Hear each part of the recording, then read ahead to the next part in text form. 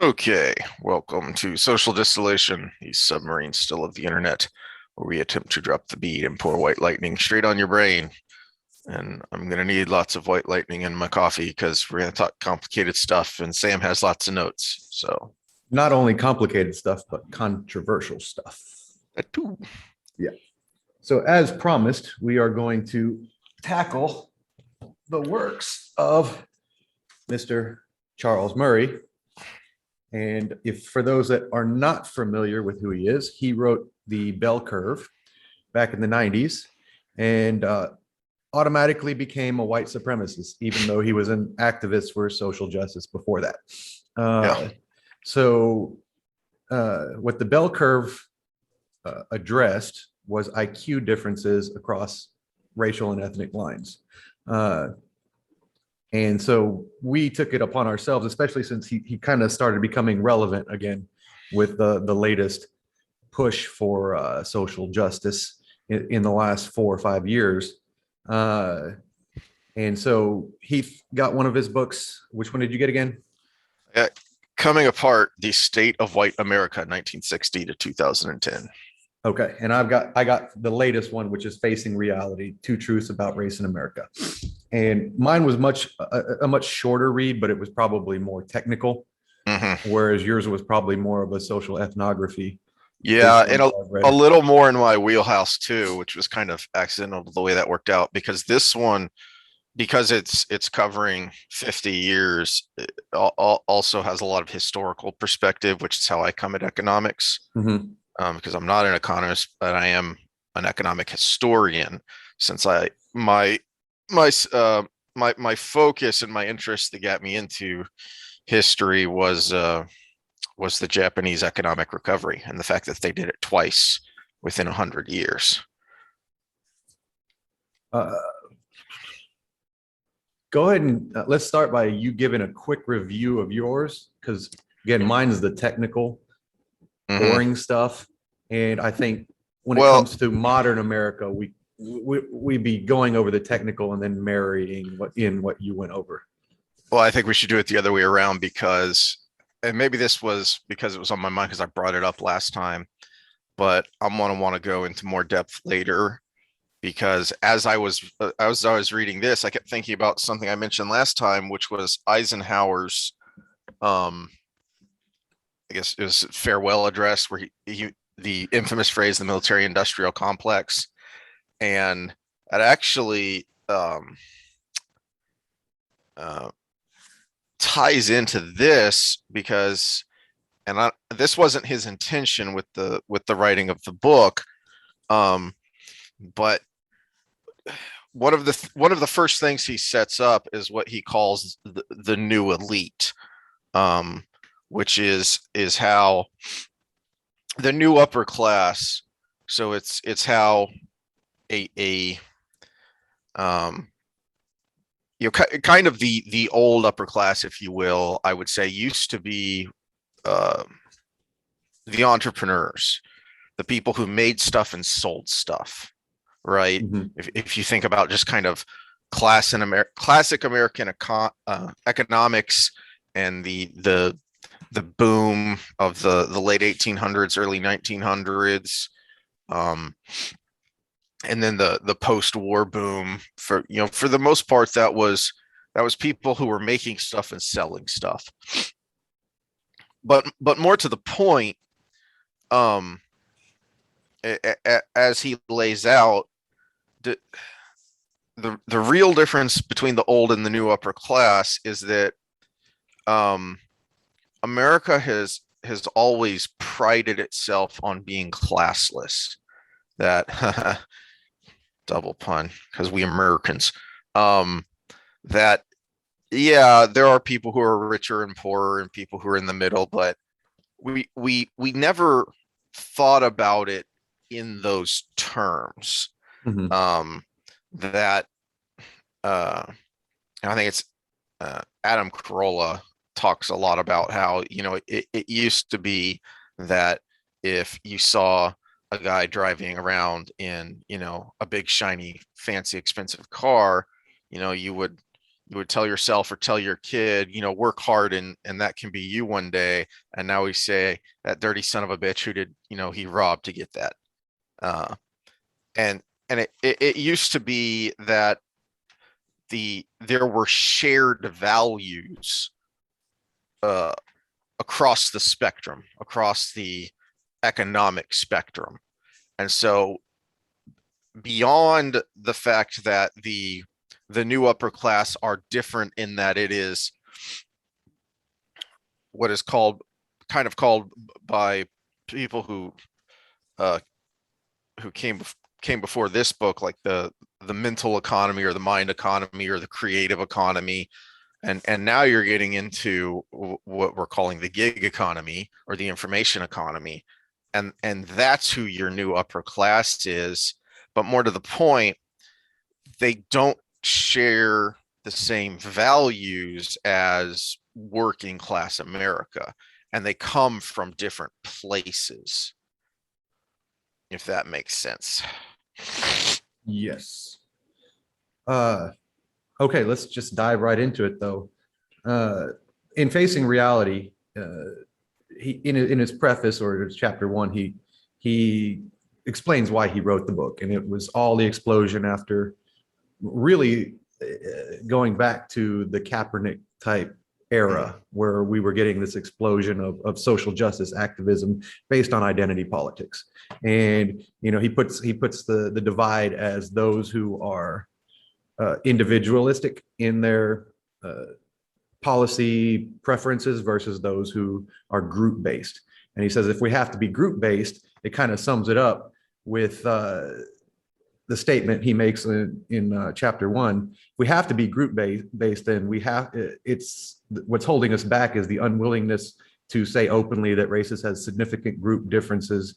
Since we've been openly saying that, we have been defenseless against claims that racism is to blame for unequal outcomes, end quote. So he basically, in Facing Reality, addresses two major issues within the different ethnic groups. And one is his data on IQ differences and test scores in general. And that correlated with academic success. And the other one is crime differences between the groups. And again, mostly focused on, he breaks it down into Caucasian, or he for simplicity of language, he calls Caucasians European, then African, Asian, and Native American. So he breaks it down in those four groups, breaks down all the data across it, and also comes up with a few conclusions. And in my take on this, I want to kind of break my answer down into two different sections on each of those sections. So the data section, which actually I think is the easiest just to quickly go over without too much detail, because you just can't deny the empirical evidence. And then his take on why.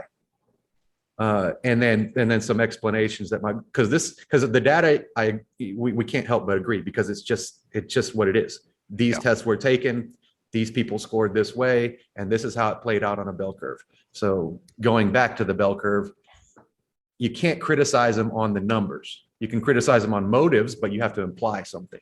Right. And then on the other side of it, where he thinks that data comes from is a completely different story. And his take on IQ, I think I can add some things that actually I wish he would get in a discussion with someone who has this kind of take on the world, versus he's been talking to a lot of economists and a lot of other just population data people.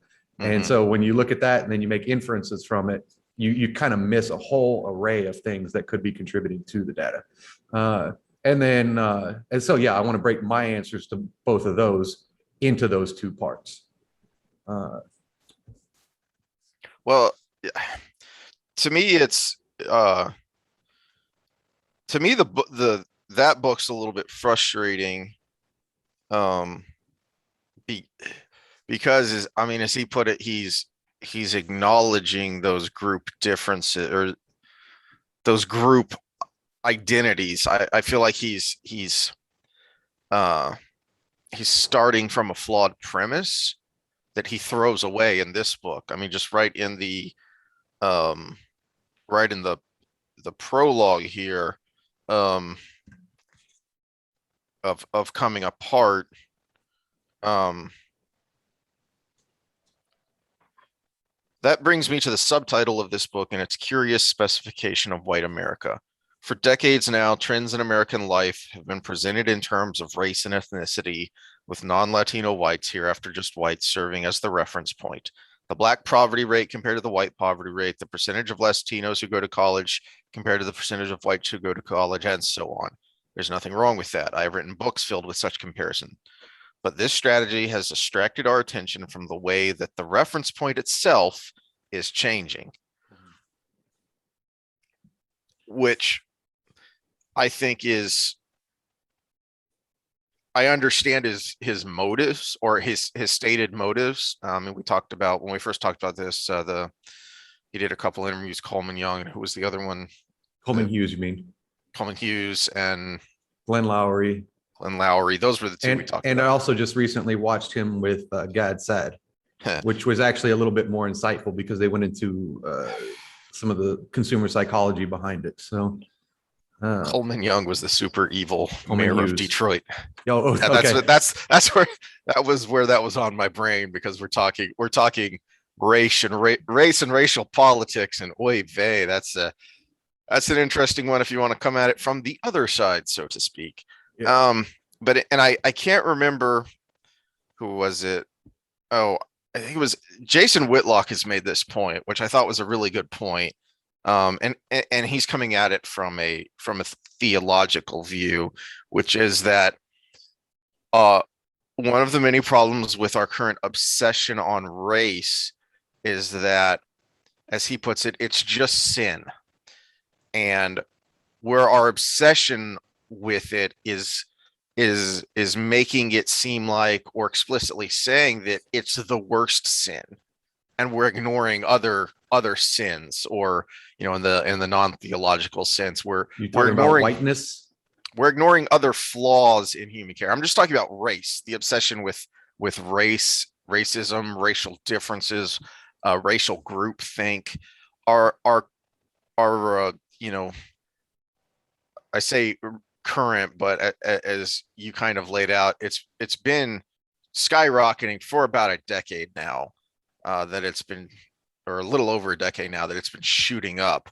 The media obsession with it and our cultural obsession with it, and so we're ignoring all sorts of other problems, all in our society, all sorts of other flaws in our character, which is why I think coming apart was such a good strategy when it comes to evaluating the data. And this, like I said, from those podcast interviews, I understand where he was coming from, but I don't see how he thought it was going to work. Well, and that's the disconnect, and he actually admits to this, especially in the Lowry interview. Is he's just like, we talk about specialists versus generalists and the polymaths. He's a specialist. He's a data scientist, and he admits to the fact that, okay, so just like any data scientist, he thinks that just exposing the data, the problem related in the data, that we'll be able to just find a solution to it. And that's not always the case. You need a lot of people coming together to do that. And because this is such a politically polarizing topic, nobody's trying to figure out why. They're just saying, you're evil for presenting this data. Yeah. And actually, Coleman has a few good points. I still think he's wrong that we can't ignore data. But at the same, because he thinks it's just negative to even expose this kind of stuff. Yeah. And I don't think Murray did a good job of arguing his point that no, you have to expose it. It's just how we expose it is the problem. And they didn't get to the how because they just disagreed on whether it should or not. And so he just believes that he's doing his part by just exposing the data. And then it's kind of someone else's. But then he does make the mistake of coming to some conclusions that are probably a little less thought out. I want to start with IQ. He kind of goes back and forth in the book, but I want to start with IQ so we can kind of keep things clear. And there's a couple things we need to really reiterate that we've talked about before we go into it. And one of them is the concept of overlapping bell curves. And it's really important because just because the mean is different doesn't mean there aren't people from the lower mean group on the top end of that group. And it also becomes extra important because it's more pronounced in the tails than it is in the mean. So if there's a 5-point difference in the mean, or in this case, a 10-point difference in the mean, there's a huge gap between the top 1%. In the top 2 standard deviations, et cetera. And a good example, the one he uses in the book, and I think it's the most clear example you can get, is look at LeBron James and compare him to the worst college player in NCAA basketball. They're both top 1%ers, but look at the extreme gap between. Michael Phelps versus a junior Olympic swimmer. They're top 1%ers, but the extreme gap is almost a pool length in difference. Usain Bolt versus the next best sprinter in the world is a couple body lengths difference. So the tails actually create a bigger gap than the actual mean itself. So you can have people that are exception to the rule and they're highly exceptional, but that creates a bigger gap as you go higher up. And when you're talking about college admittance, as he addresses in the book, you're the top colleges, the Princetons, the Yales, the Harvards, and everything are going to grab those tails. And then you've got this massive gap that's being filled in by quotas and diversity initiatives that is actually putting people in a place that they're destined to fail because they're so far from that person in front of them that it creates a situation where not only do we get less representation, but we get a higher dropout rate or a higher failure rate. And to the social scientist that's got a social justice bend, that's proof of the pudding, right? So it's kind of a self-perpetuating problem when we look at these things. And that was one of his issues, which is where I kind of agree with him. If you force these things, you create the problem that you're fighting. And Walter Williams has talked, the late great, talked about this for decades, because one of the things that he wrote about ad nauseum was the state of Black education in America and the statistics on Black education. And so he talked about that a lot too, of these quotas to get Black faces in Ivy League schools. Okay, except they may have good grades and good SAT scores, but you're pulling them from schools that are among the worst in the nation and then putting them into higher institutions that are among the best in the nation at that next level. Mm-hmm. You're setting them up for failure. So, and he griped ad nauseum, these Black students would be far better off to just put them in a decent state university where they could succeed, because they don't have that foundation that the people who actually succeed at your Yales and Harvards, they don't have that foundation. So they're starting from behind. And it's because you're ignoring the root problem, which was the base state of education in Black America. And it's been going on forever. He had a PBS special based on a book that he wrote in the late 70s called The State Against Blacks. And it was all about, because Walter Williams was a big time libertarian. And so it was all about how the state, the government, was not only failing the Black community, but making it worse. And so this was like 78, I think. You can find it on YouTube because it's old and it's PBS. So you can find it online for free easily enough. And so many of the things he talks about are still there. Yeah. I think we're going to get a little bit into that on the whys here, but the empirical data, he goes over. Even John McWhorter says the Black community most certainly seems to have a problem taking tests, and that's obvious. Now when you start getting to the why, now we get into the weeds. And Murray did do a good job of eliminating a lot of excess variables. And I'll call them the common rebuttals. Is it social economic status? Is it education status? Well, the thing about cognitive tests is they're about assimilating information. They're not about what your education is at the time. They're not asking you a specific question about a battle in World War II, or they're giving you information and then saying, here's a question about that information. So it's how quickly you can assimilate that and go through the test. So for example, SAT reading, you read a story and then it'll ask you questions about the story. It's not a question. It's not in Tom Sawyer, blah, blah, blah. What is this? They actually, if they did, they'd give you an excerpt from Tom Sawyer and ask you about that excerpt. Yeah. So it's about the information they gave you and what you can do with it. So that's the difference between a cognitive test and, a test at the end of your section of whatever subject you're taking in school. So it accounts for that education level. And then he broke it down from social economic status level 2, because there was still a difference between the different ethnic groups along those lines. Obviously, Asians were still on top. Then it was European. Then it was Latin, and then it was African at the bottom on almost every measure. So he did a good job of breaking out those common rebuttals. It's education system. No, it's not, because it's a cognitive test. It's social economic status. No, it's not, because we compared two similar social economic status across those other lines as well. So the data is what it is. Obviously, there's an issue with taking tests, cognitive tests across these ethnic lines in that order: Asian, European, Latin, and then African. So again, we're getting into the what is versus, okay, so what can we say to explain this? And this is where I think he kind of goes above his own knowledge level. And he says, well, I've accounted for these common rebuttals, so obviously it's genetic.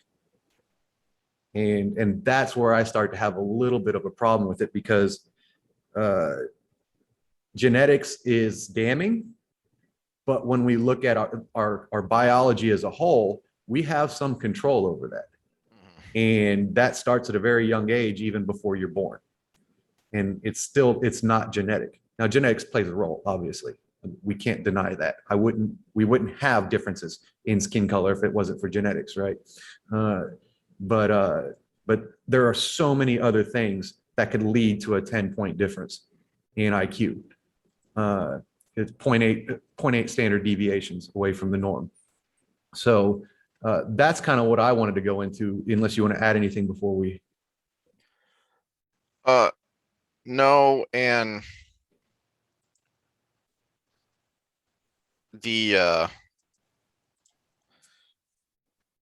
I think I've used this analogy before, and I was just looking it up real quick because I couldn't remember the exact number.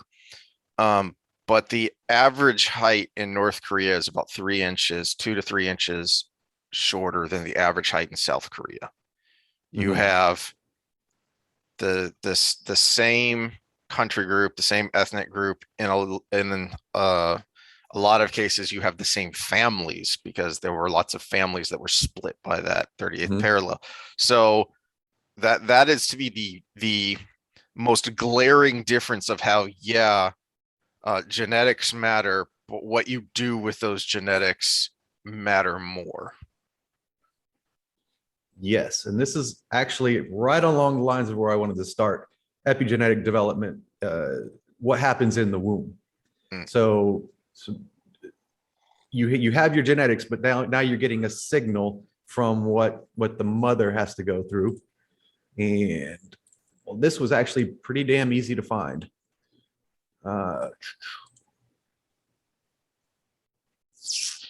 find the right. Okay, so we're going to go right down to the end here.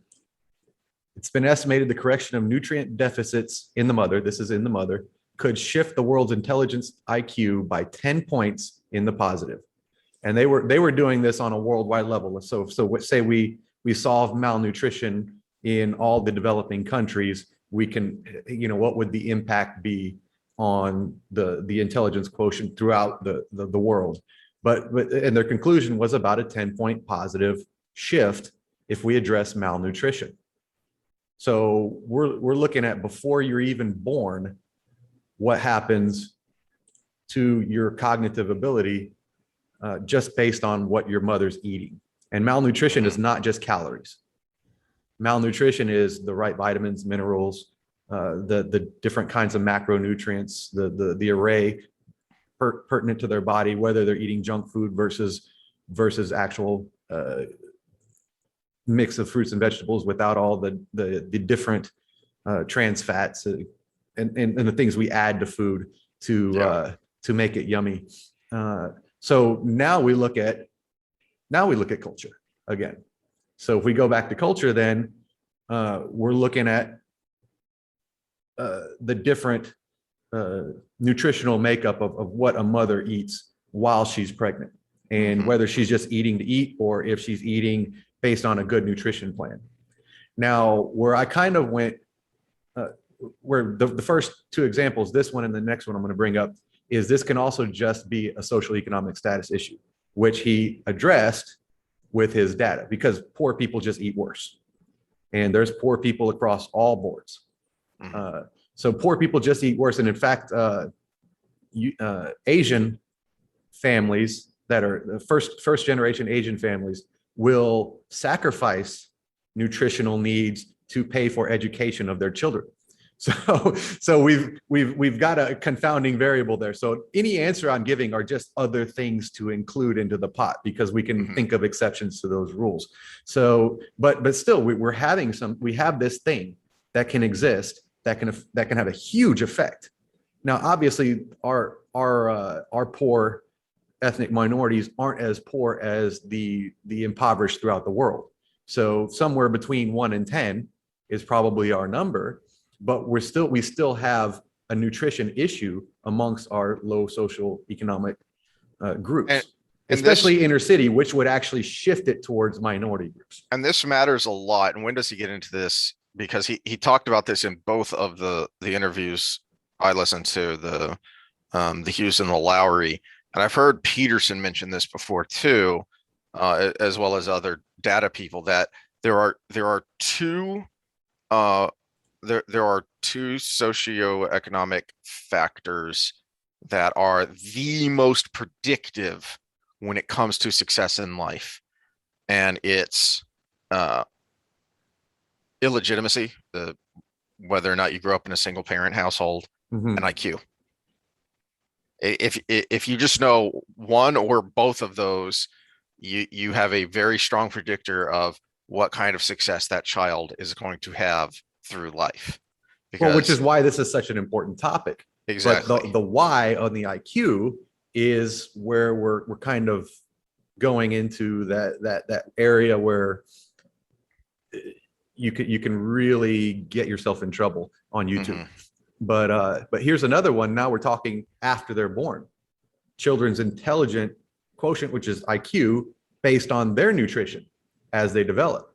So we have another instance where childhood nutrition, or nutrition in general, creates a huge deficit in IQ scores.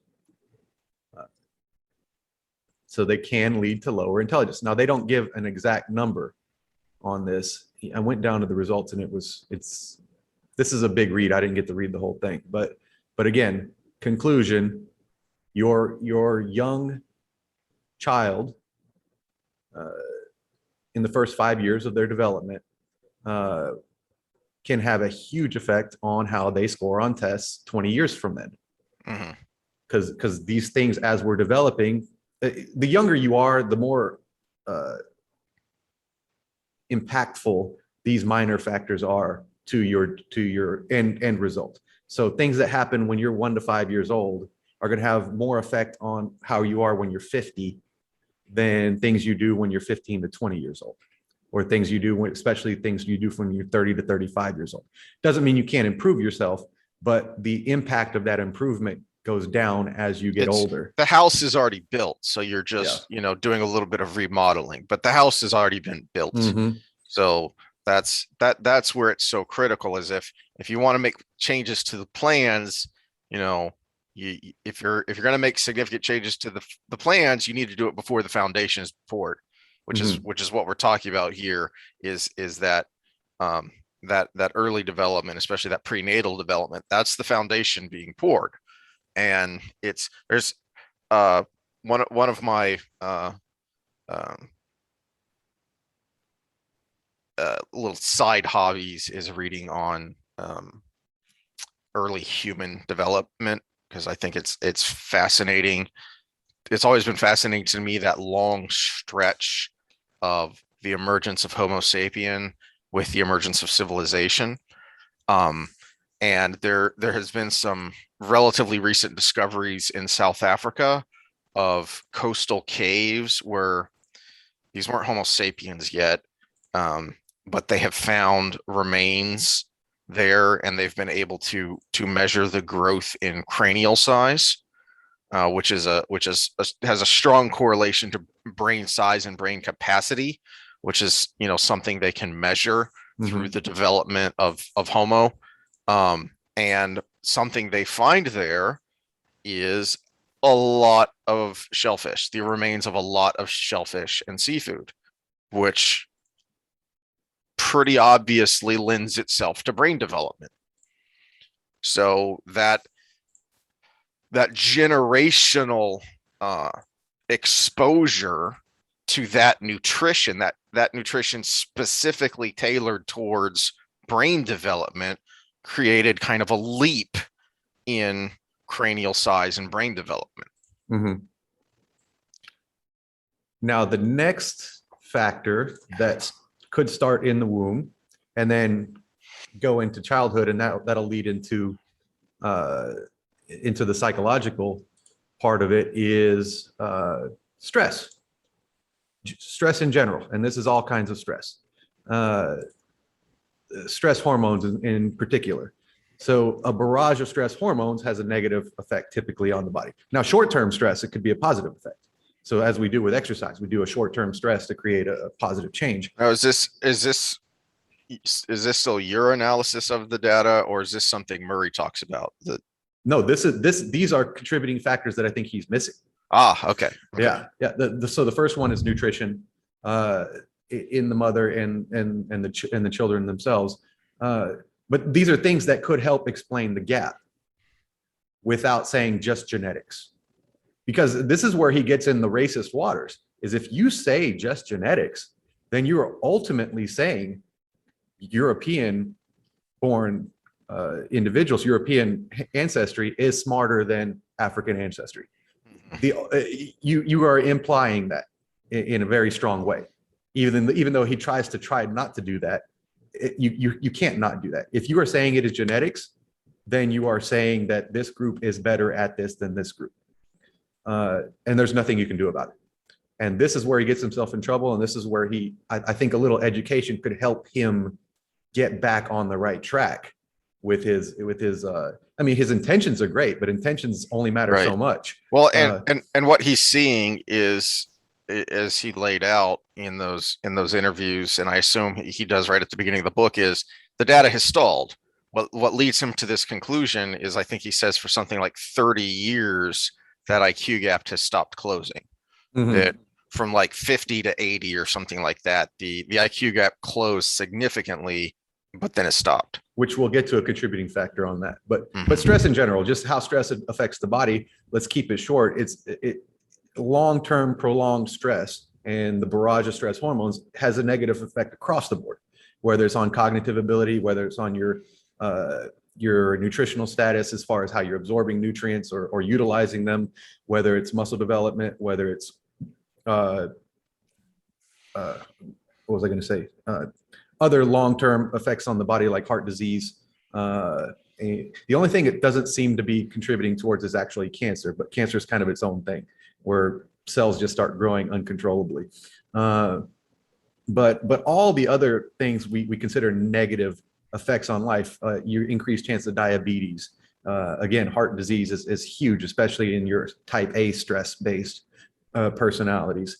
So all of these things have negative effects if they're prolonged over time. And the book over this shoulder here, Why Zebras Don't Get Ulcers, is that it's a whole book just about the negative effects of stress on the body. And it's actually kind of what got me thinking about a lot of these things. But now let's talk about a mother who's under extreme stress while she has a baby in the womb. The baby is sharing in the stress hormones from the mother. So now we have another epigenetic factor that could affect cognitive ability because that brain is developing as it's getting barraged with these stress hormones. So that's probably going to produce a greater amygdala effect in that anxiety kind of depression range, as so making you more susceptible to that as you come out. But then also as a child coming out of that, then we if you increase that stress or you keep that stress throughout that childhood, then that's going to have a long-term effect as well. And you talked about single parent households. What's more stressful than that on the mother? You know, she's working 2 jobs, trying to keep food on the table, probably has other kids as well. And so now you're barraging your child in the womb with stress hormones. And then after they're born, that stress continues because they're still in that environment. And then include something like a step parent. And the number one factor for increasing chances of child abuse is having a step parent. It's 100-fold. So, and that has there's a lot of reasons to that, but how stressful is that on a child? So now we increase stress throughout this whole thing. But again, I put a note here that also could be something you can account for with social economic status, right? Because those people are under the same stresses, they're having the same issues. Learned helplessness. So that's my third factor here. Learned helplessness and test scores. And this one I actually have some stuff. Oops, let me just share.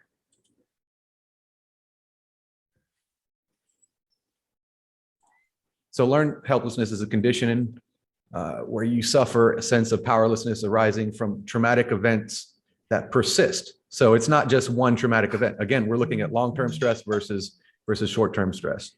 So persisting stressors over life that cause you to have failure. So you try and try and try again, but you fail and fail and fail and fail again. You get this clinical condition called learned helplessness. A good example of what is actually systemic racism in the 80s is they experimented in poor minority neighborhoods on implementing reading and language assignments that were above the grade level of these kids to see what happened. And because it was too hard for their cognitive level at the time, and they achieved so many failures that they were unable to read and write in English. And the way they controlled for this is they went back, tried to teach them from the bottom up, and it didn't work. So once they've reached that state of learned helplessness, they could not learn the English language properly.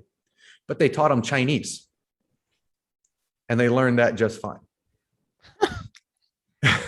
So it was the fact that they failed at learning the English language over and over and over again that was the factor, not the fact that they couldn't learn language. Well, and that's doubly interesting because not just learning another language, but learning one of the more difficult languages to learn. Mm-hmm. Yeah. So that's back to your test taking, your structural education versus cognitive. That mm-hmm. shows that there's plenty of underlying cognitive ability there. So I want to let me go into stereotype vulnerability. Or to add to this, to put this a different way, as the great philosopher Vince Lombardi said, losing's a habit. Winning's a habit, but unfortunately so is losing. Mm-hmm. And that's where in the sports analogy, one of the hardest things to do. And one of the first things new coaches try and do with a losing organization is change the culture. All right. So this concept that I'm introducing here is called stereotype vulnerability. And so basically the stereotype around anything, it could be race, it could be gender, et cetera, has an effect on the test taking ability of a student if they're aware of that stereotype. So this is a paper out of Stanford University, 2007. They've been studying this for a long, long time. But we have an actual controlled trial on this. And in that trial,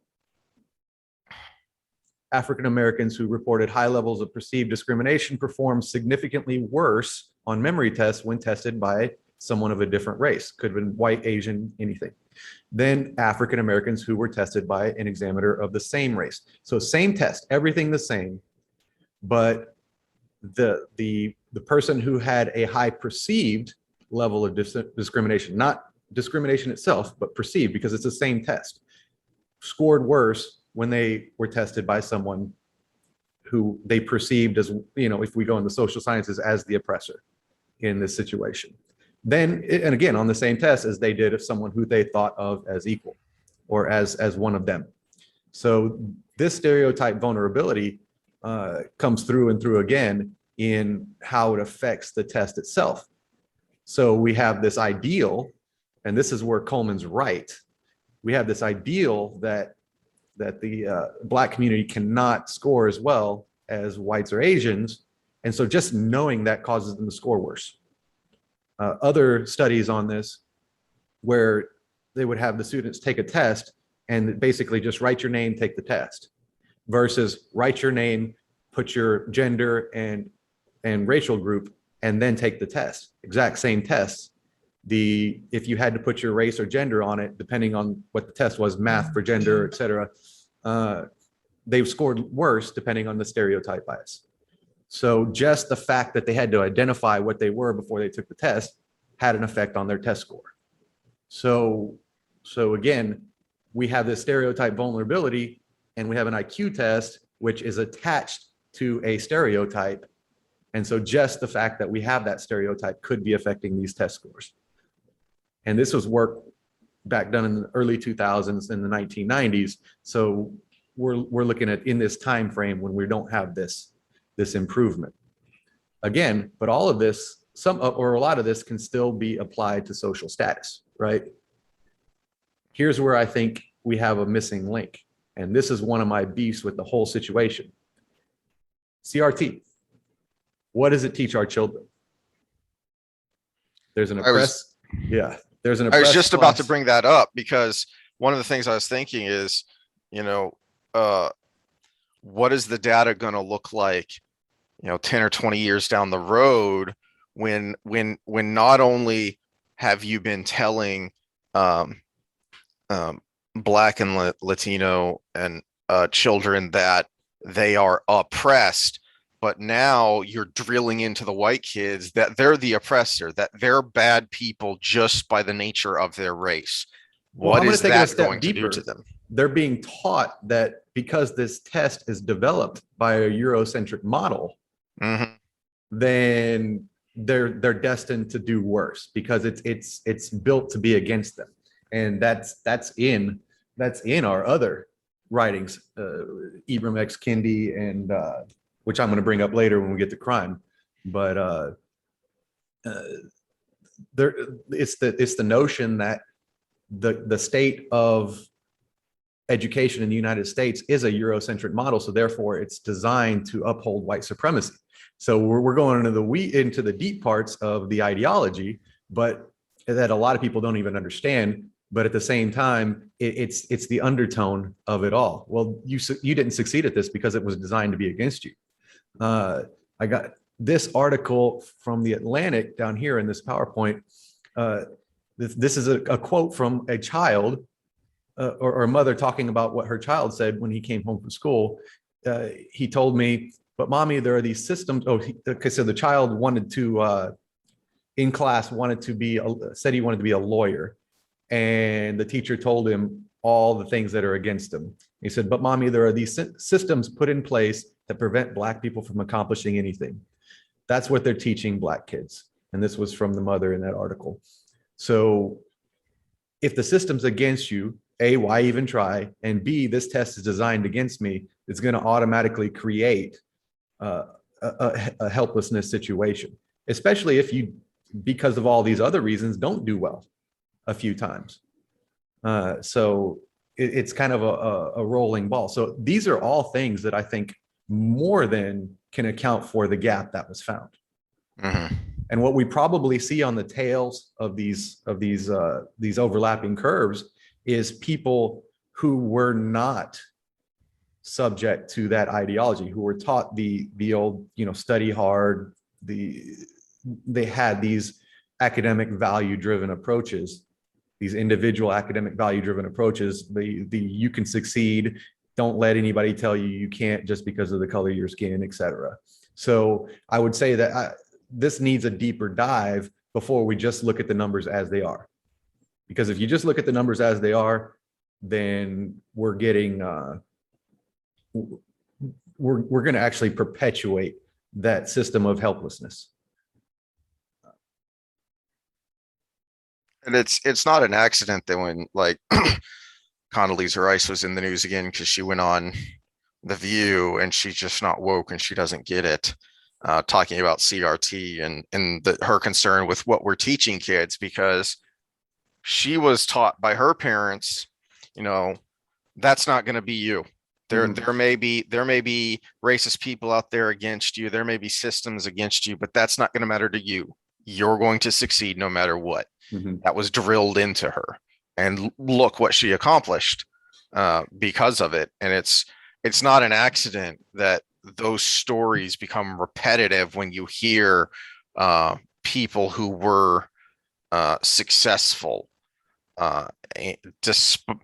despite obstacles being in their way. It's because the microcosm, the miniature culture, the culture of the home was such that it said, all those obstacles be damned, you're going to succeed. All right. So with that, I would not mind going on to crime, if you don't have anything else to add. No, because I'm going to let you keep going, and I'm going to hold in more of my comments for I want to next time flip it and dive into this after you lay out everything for your book there. Okay, so summary of IQ, the numbers are what they are. But I think we need to make a deeper dive with just put more buckets of knowledge from different disciplines into this equation. Of course, the one I'm most familiar with is developmental biology and social biology. So those were the three main points I wanted to bring forward that could, again, more than account for the gap. And I bet you there's 100 more that could go along with that. And we know, and he knows, and he has shown these examples that IQ isn't something that's set in stone.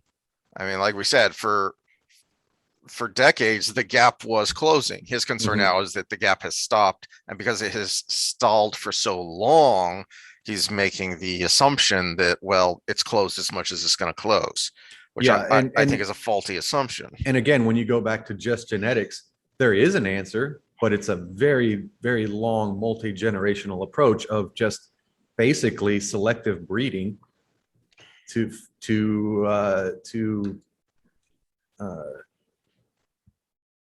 what's the word I'm searching for? Make something most important. Selecting for intelligence in your partners, basically. So that would be the long-term approach if it was 100% purely genetic. We would just have to make a program to encourage people to select based on intelligence, and that's not human nature. We're gonna want who we want. But my point is, genetics is kind of the lazy answer, because there's so many other things that could control how your genetics are expressed, that we can more than make up for the gap. And we do have things that could be racially distinct in that developmental process. And again, social gaps too, because we can break it down socially too. The IQ gap between low income, middle income, and high income is also separated. Where obviously high income has a higher IQ average than middle income, which has a higher IQ average than low income. So we would be helping everybody by addressing these things. But if you're helping everybody and the problem's bigger in one area, you're going to help that area more. And so that's where I think we should be going down that hole versus just saying genetics, whatever. Or the other side, the social justice side, which is saying, oh, it's because society is against you. These tests are against you. It's not that you have a lower IQ, it's that you only have it on that test. So then they start introducing things like emotional IQ and all these other different things that we're just as good because of this. And no, we need to address how our nutritional needs, our health needs, how we handle stress, and what could be our causes of stress. And realistically, my beef with the social justice crowd in general is that I think personally they create stress. If you want to talk about my whole underlying motivation behind this podcast when it comes to the racial divide, is the social justice crowd creates stress. And that I really think I have a good case for that. So that sums up my breakdown of the IQ. The data is what it is, but there's more to the solution or the underlying contributors than is expressed in the book. Well, and because even just saying it's genetics, there are a lot of variables just to that category. Yeah, exactly. But how your genes are expressed is different than what they are, because there are. I mean, if you have a specific trait that is accounted for by 3 genes, there's 16 ways that could be addressed, depending on what transcription factors come and code for it. So when we talk about 20 million genes across, or 20 million traits across all our genetics, how many different ways can that be molded, and how many of them are connected to cognitive ability? So there's more to it than just saying, oh, it's this group of people because of genes. That, and he slightly accounts for it, but I think he got lazy on it with, what about immigrants with the same skin tone from the same background? And I think now everybody just throws that off the selection bias. Obviously the smarter ones came here, right? But I think, again, there's more to it. So, all right, on to crime. Again, when we look at the data, he does a great job of eliminating any arguments to the actual data itself. And in fact, we went over my take on crime statistics, probably episode 5 or 6 or something way back when, and his are more damning than mine. And mine were pretty bad. So, but it is what it is. Now, his were more damning than mine because he took a city by city approach, where he could get actual individual data on county by county and city by city, and compare apples to apples, which is great. So he could compare one very low income county or section within a city versus another of African, and one very low socioeconomic status section of the city that's European, and one that's Asian, and one that's Latin, and then 2 of those that are mixed, and the different percentages thereof. So he could actually break it down on that level, versus you take just the United States numbers and they're kind of washed out. The inner city Minneapolis would be kind of washed out a little bit by, rural, Clinton, Oklahoma, or something along those lines. So where there's not a lot of crime in general. So that's why his was a little bit worse than mine, because his is kind of a city by city approach, which we all know the crime in cities itself are going to be Yeah. greater. When you have the greater, it's going to exponentially increase who's causing the greater amounts of crime. So it was damning than mine, but that's why. And he accounts for the differences in groups by actually comparing different regions of these areas that have different demographics. This one, thankfully, actually, he only really spends time on the data. He doesn't give a genetic component to. Thank goodness, right? He doesn't try to have express an underlying cause. So in the crime section, he really just sticks to the data. In fact, he leaves it very wanting on what the causes are or the solutions are. It just is what it is. And so now we're left to, okay, so now we've got to try to go into why. And I mean, does he, the structures of his book, he usually has a concluding section at the end where he gives conclusions and policy ideas and whatnot. Does he address it there? Not really. And actually, in Lowry's conversation with John McWhorter, after they both read the book, they both came to that same conclusion. It's kind of wanting at the end. It's like, oh, I'm just here to give the numbers. You know, but yeah, it's the numbers are excruciatingly bad, and that's the main point of this. And he says, hey, it's not my responsibility to go from here. Now we need you sociologists to come in and figure this out. Well, I have because you've looked at psychology more, and also, you know, the brain chemistry of it. I've been meaning to bring up something that Whitlock has been talking about that I find interesting when it comes to the high crime and violence rates in the Black community. And his take on it that I don't think I've heard anywhere else, I can't recall ever hearing this before, is that it's so lots of people have talked about and written about the lack of fathers, the single parent, the illegitimacy rate, whatever you want to call it, in the Black community. But he goes kind of a step further in that because of that, what you have is a matriarchy. And even if you look at popular culture, the portrayals of Black mothers and grandmothers, especially, and how they're revered and they're on a pedestal. But because of that, he says, young Black men don't know how to act like men, in that women are more emotional. And so because they are raised in an environment with all that feminine energy, these young Black men don't know how to control their emotions. And so their answer to an offense is to lash out. And I think Jamil Jalani in his Why Young Men addresses this as part of it as well.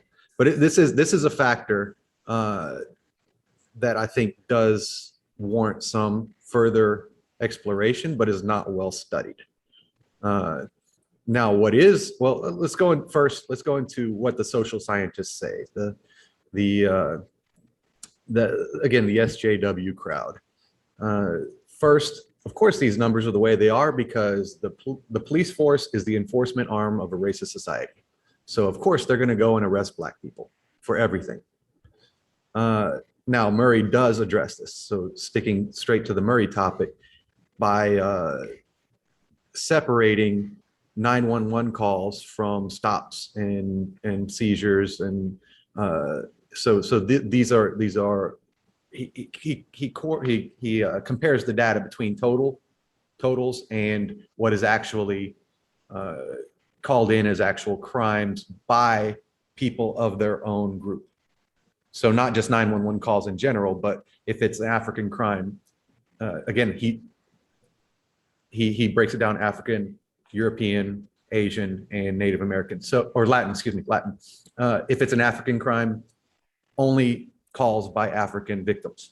And if it's a Latin crime, only calls by Latin victims, et cetera, along those lines. So it's not your lady in the dog park example that ended up turned out to be a bogus story. But that example, your lady in the dog park calling because she saw a black guy.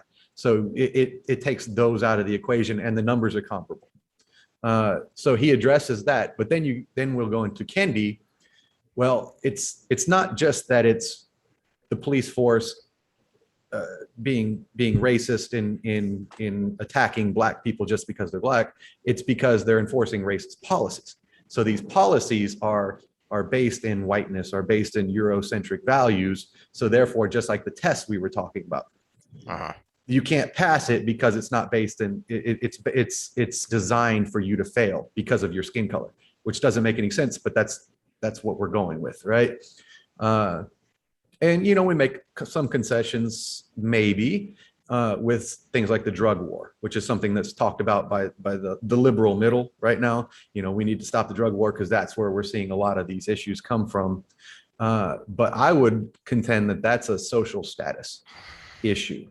When we break down crime statistics, and I'll bring up 2019 here to kind of back up my point, is we look at why people went to jail or why people are incarcerated. And we look at drug use and we go along ethnic lines. We actually have a higher percentage of white incarceration for drug use than drug possession and delivery than we do for black. So we've got that. And then we go up to the top when we look at violent crime. And Murray also addresses this. He doesn't bring up this data, but he addresses this just by splitting the data. He splits all crime with just violent crime. And so we get similar numbers. And so it's not a static. The drug war is something that needs to be addressed because it's kind of flawed from the beginning, where they have a bottom-up approach where they take out the delivery guy before they go after the big guy. But that actually is kind of on a social status level because poor people tend to be the mules while they're being delivered to that person that lives in that nice neighborhood that wants to have the party with the lines of Coke, right? That never gets arrested versus the person delivering is the one that gets caught.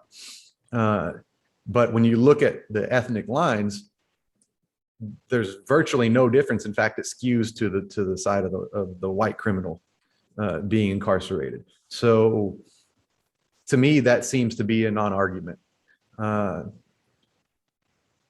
So we go into violent crime, and now you've got to say again, why? And then we bring Kendi back into it. And we'll do an excerpt from his How to Be an Anti-Racist. So he attributes, so we're talking, this is violence in general. So he talks about what's different between white and black people in general. And he's making the case that white people are violent and black people are not inherently, genetically in some sense, culturally in some sense. We used to have a word for if you attributed negative characteristics to someone's race. I can't remember what that word is. The only cure for past racism is current racism.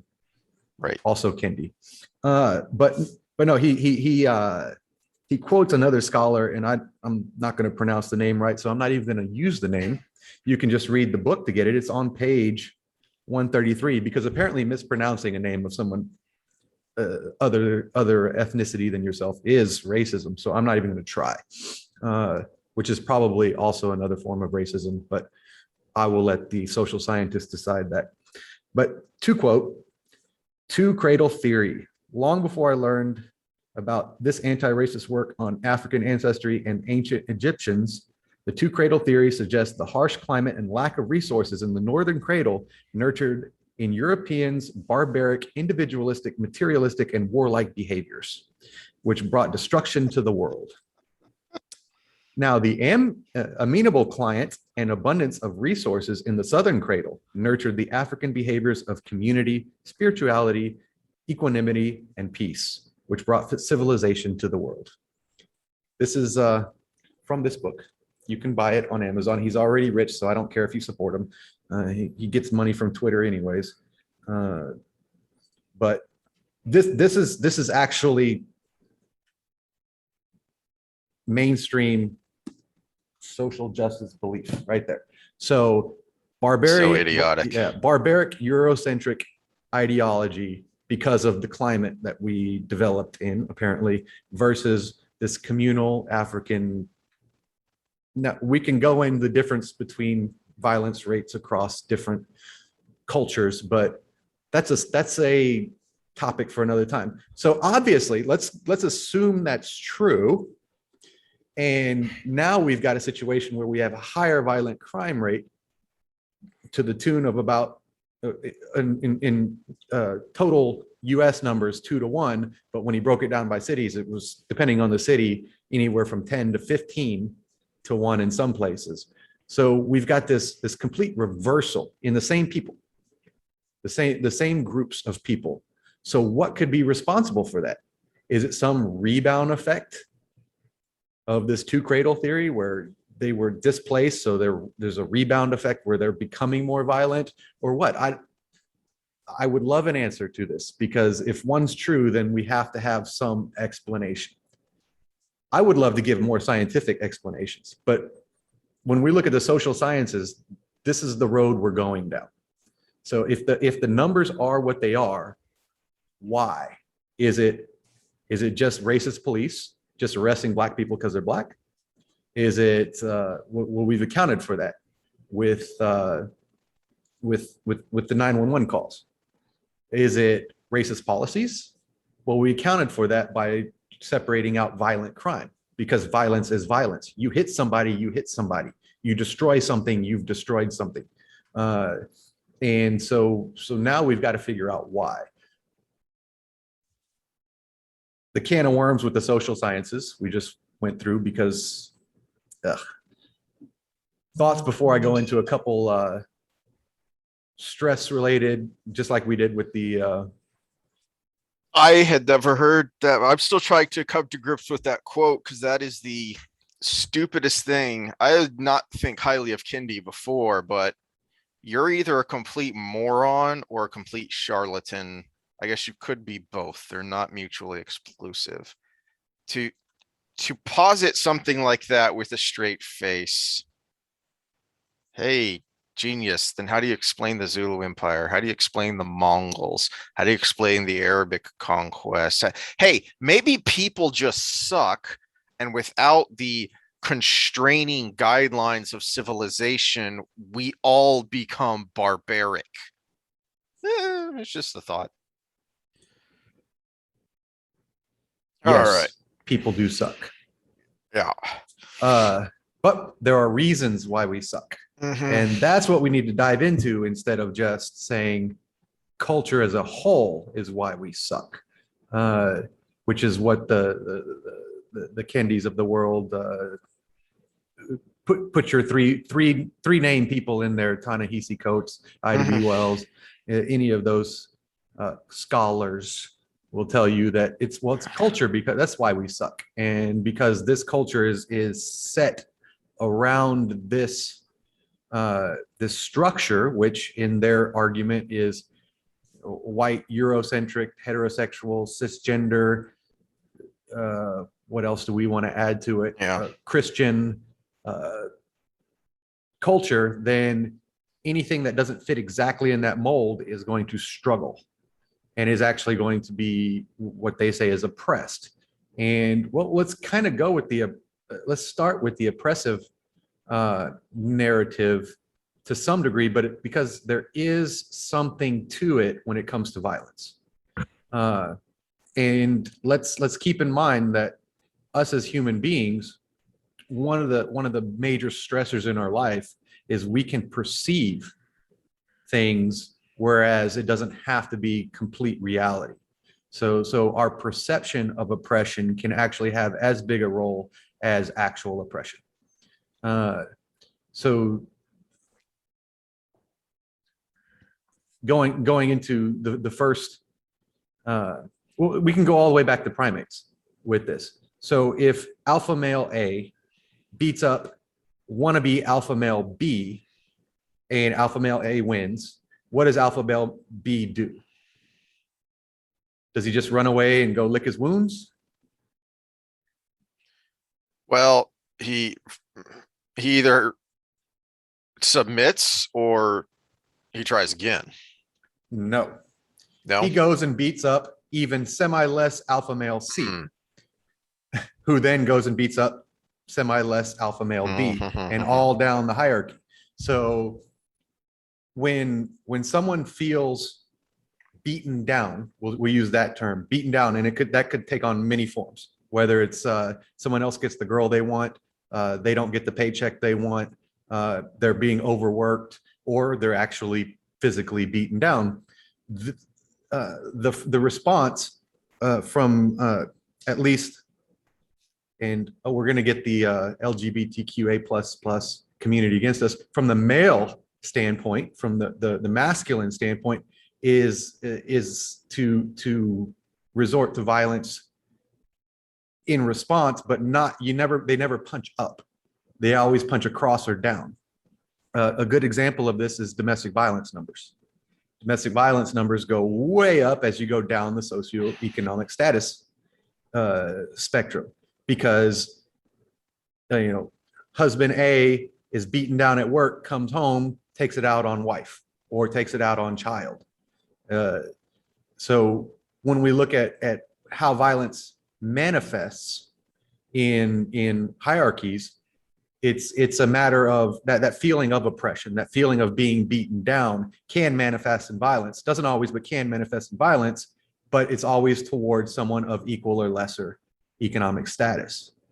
So when we look at the numbers we're looking at, and we'll go back to those 911 calls, and we can even use the colloquial black on black violence in this, when we have a system where, or a feeling of a hierarchical system where one community is beaten down, which actually happens in the inner cities. They are a beaten down group of individuals, right?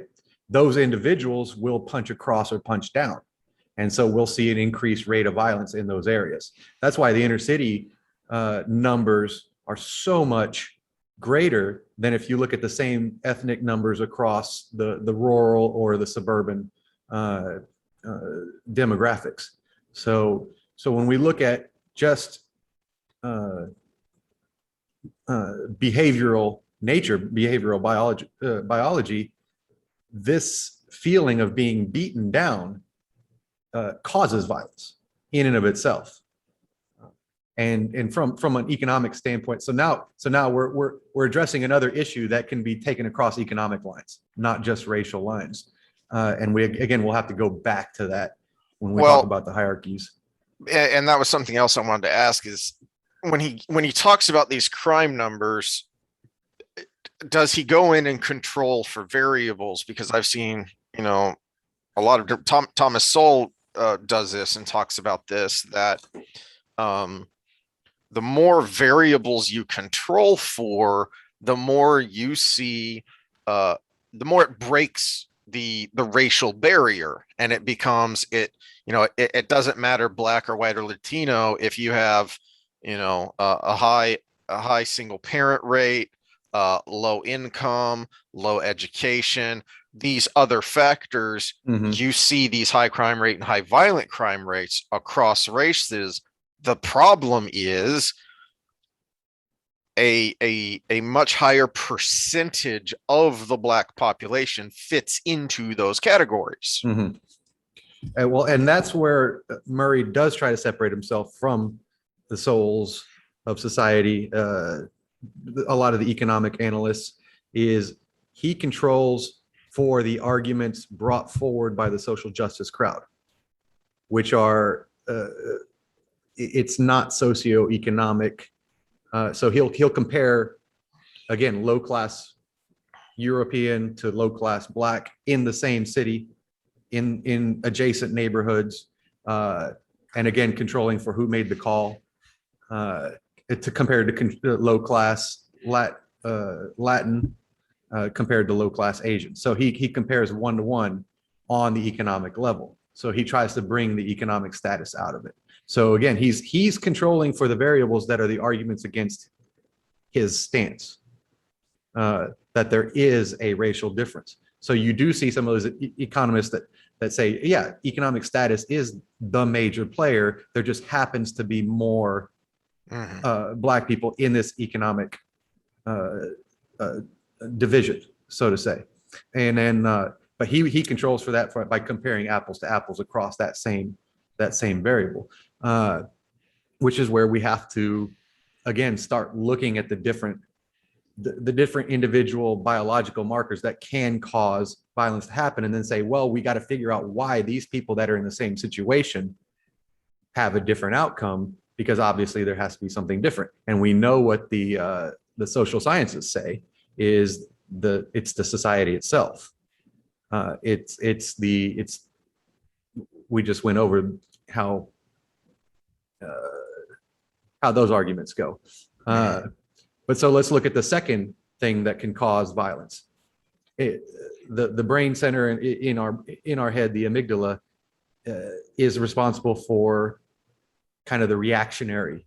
It's like the reactionary center of our brain. And this is oversimplistic, obviously, but one of the key emotions that triggers it is fear, right? So fear is actually probably the strongest emotion we have in our nature, which is actually, it makes sense if you really look at the wild. If you're someone who could be prey, just the sense of fear could save your life, right? If I sense something behind me and I take off right away, that might be the difference between me being eaten by the lion or not being eaten by the lion. Yeah. So fear is actually the number one trigger in our brain. And again, it makes sense from a biological standpoint. But what we have as human beings is the ability to have anxiety, which is fear without an actual physical trigger to go along with it. So again, the difference between acute stress and prolonged stress is you actually remodel the brain around that feeling. So when we go to bed at night and we have a high anxiety state all day, your body remodels to build that center of the brain that has that high anxiety state. So it's kind of a perpetuating thing. And another difference we have as humans is we can actually empathetically have that feeling through something else. So when we look at at what happens with the media, so we all watch the George Floyd video. Now attach a marker to that you identify with you. So we'll attach skin color to it. So now I am feeling his pain because I have this marker. And so now I go to bed that night and that just keeps perpetuating. Well, what we also have is a great response to fear is aggression. Because if I respond aggressively to something that comes at me scarily, I could survive the situation. So fear and aggression are 100% connected. So we've got this ability to have prolonged fear for no acute reason and an aggression response connected to it.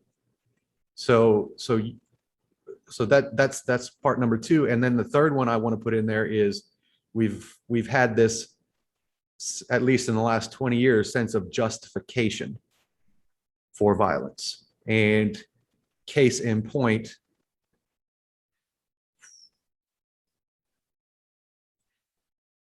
this headline right here. White supremacy causes Black citizens to commit anti-Asian crimes.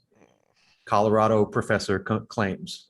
So they got their expert to do this, and I bet you he's a social scientist professor. But this is the Washington Times, so it's not a little magazine.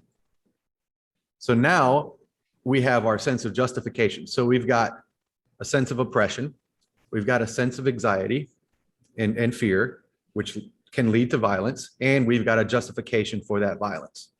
All of those three things combined, if we look at the social situation, now we can take economic status out of it, because now we can introduce this, again, this idea of social justice as a teaching tool to create this situation.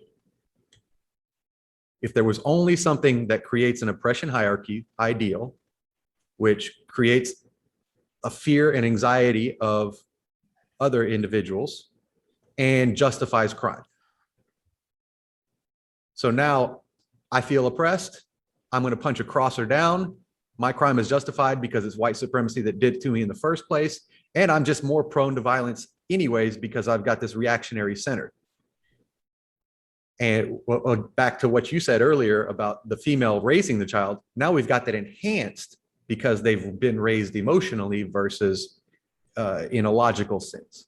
So all of those things combined, and these are just 3 of probably 10 or 15 things we can bring up.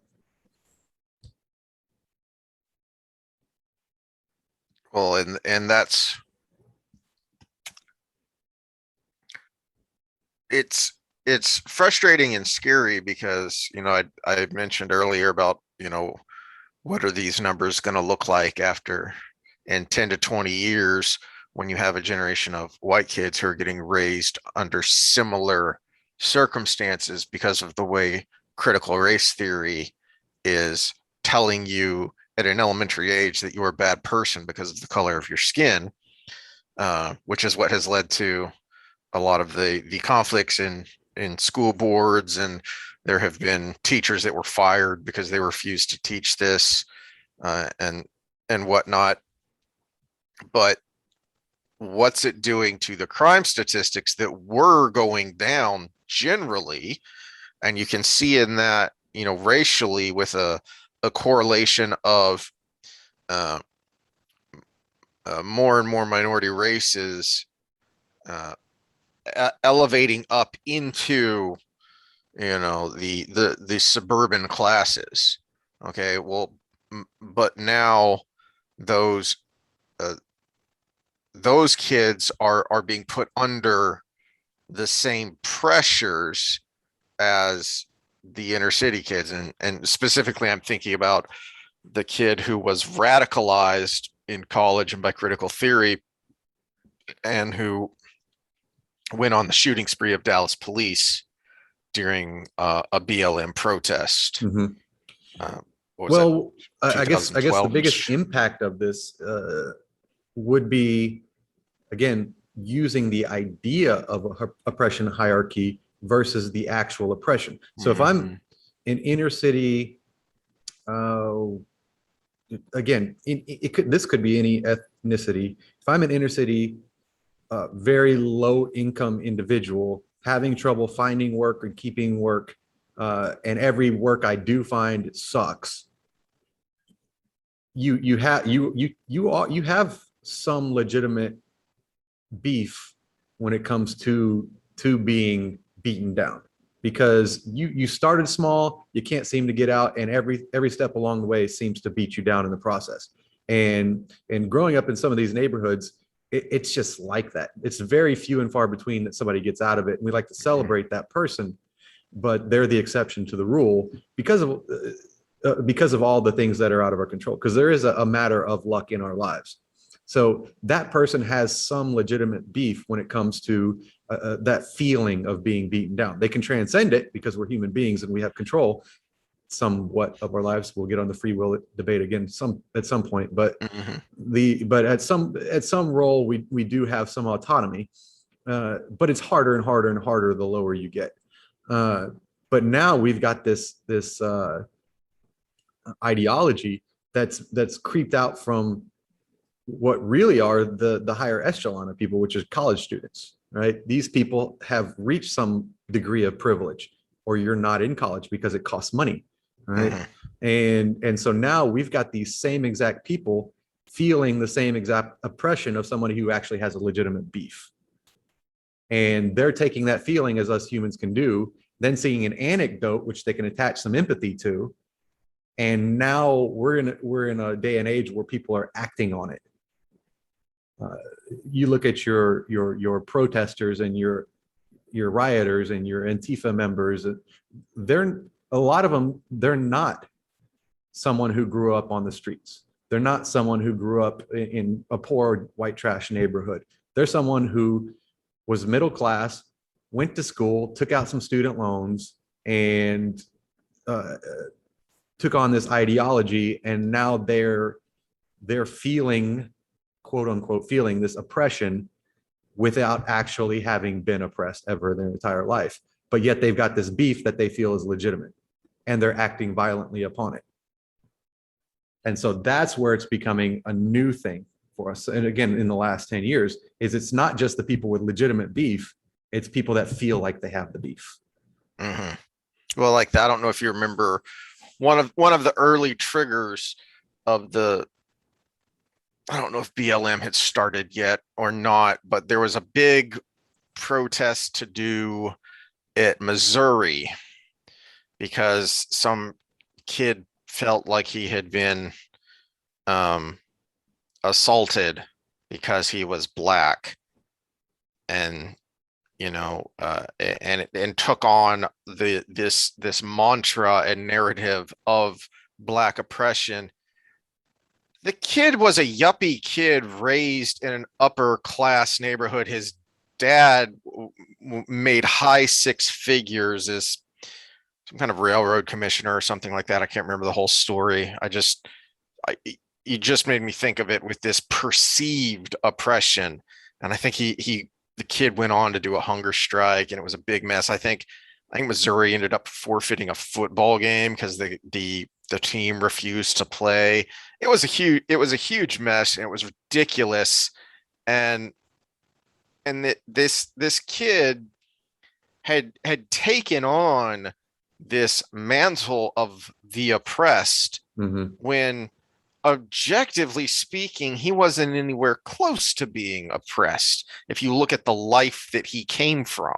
Well, and two of the biggest causes of stress are lack of control and lack of predictability.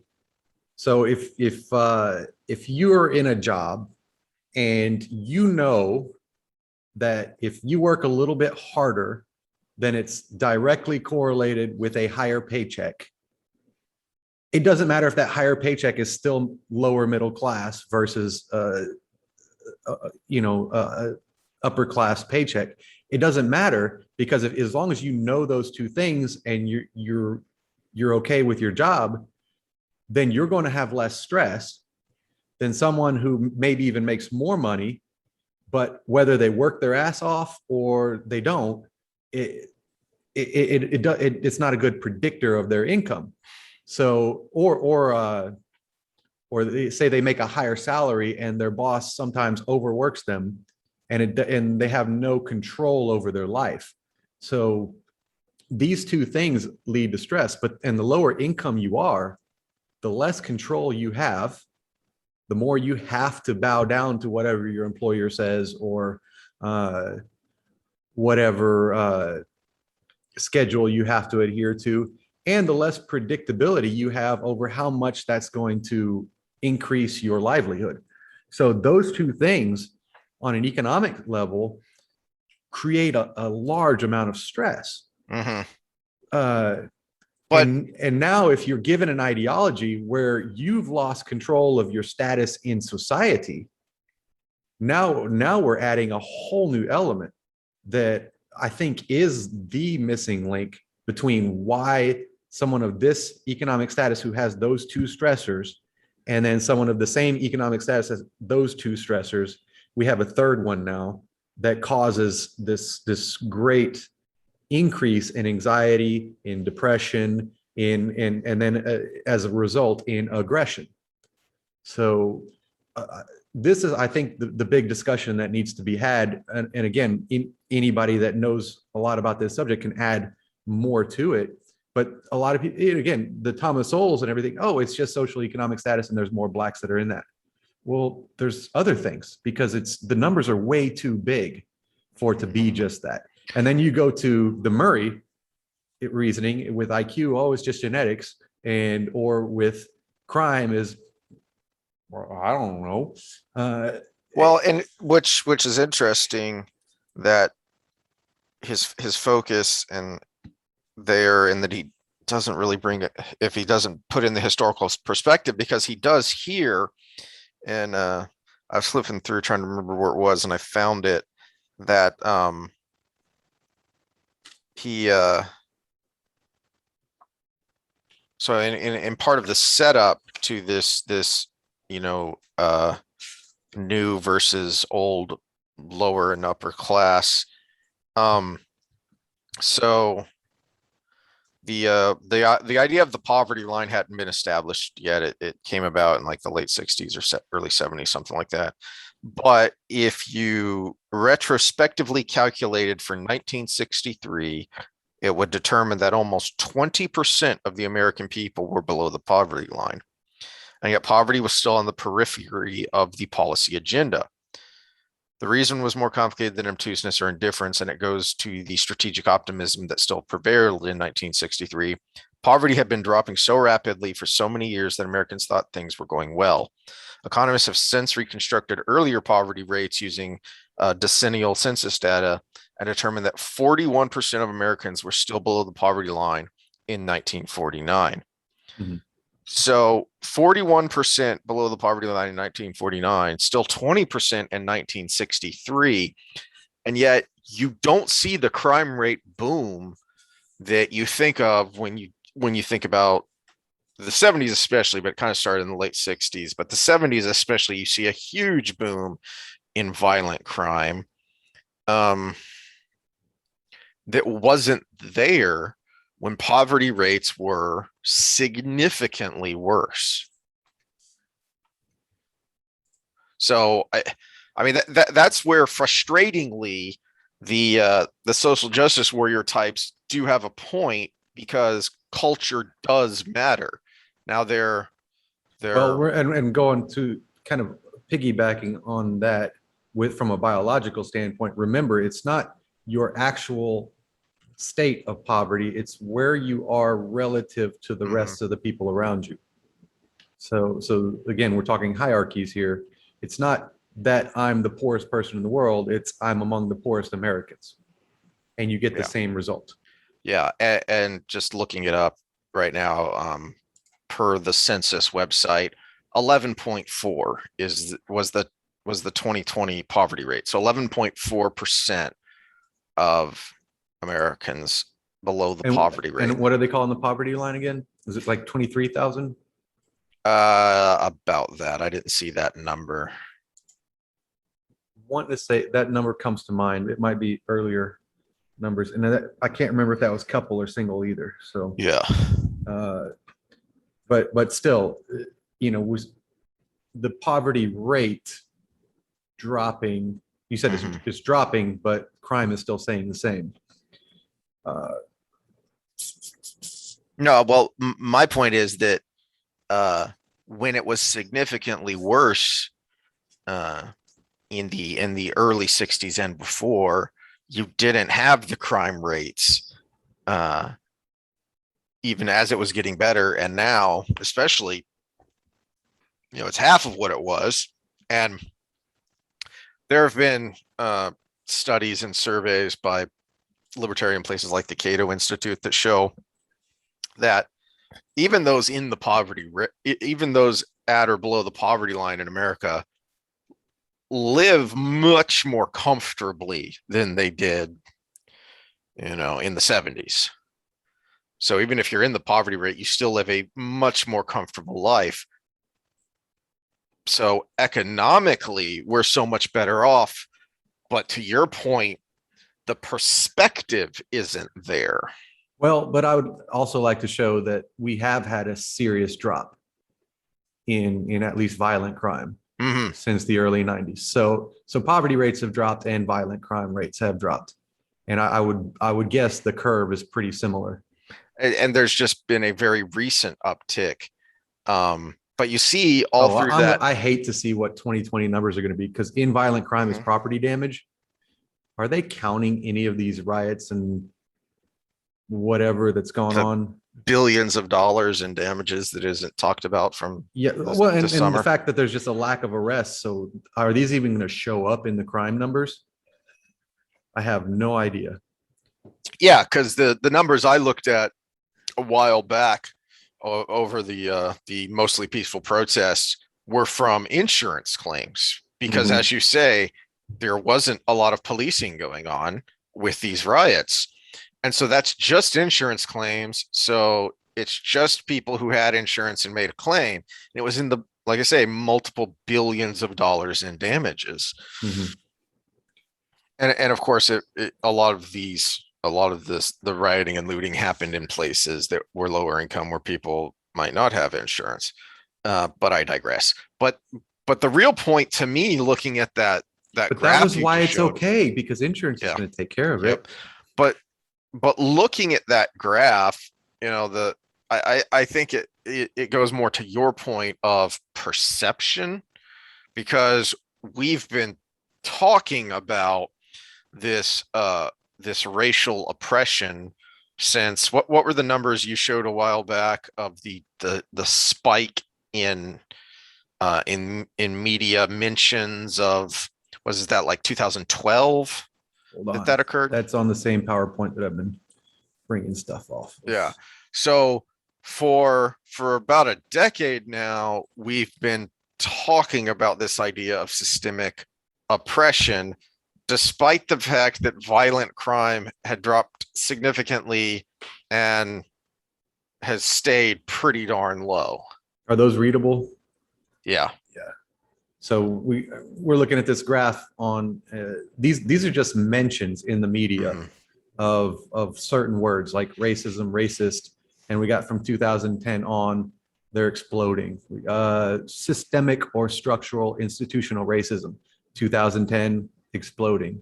Racial inequality, uh, disparities, etc., 2010 on. So the media role in this is actually quite extreme because uh, we all know we can be conditioned uh, to some degree.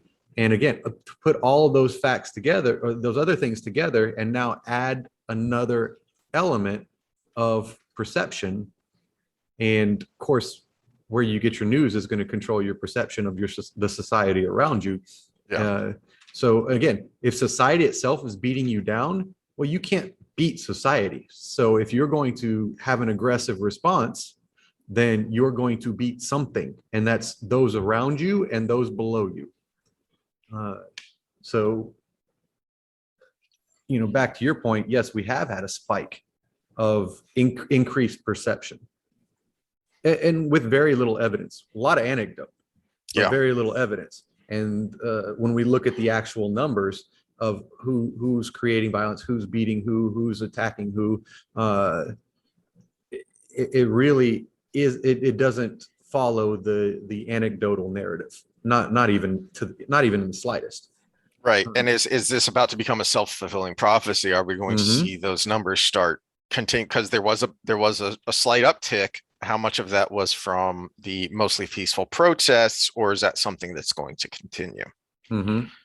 Well, and then there's always the fallback answer of, well, it all of this is only happening because of the white supremacist society to begin with. So there's always that fallback answer. So I guess kind of to conclude, to summarize, since we're specifically talking about our review of Murray's work, Mhm. is uh, his numbers are solid, and no one is denying that. Not even the most progressive, analysts out there, the most progressive economists or data uh, uh, analysis out there. It's the what does it mean where the debate is.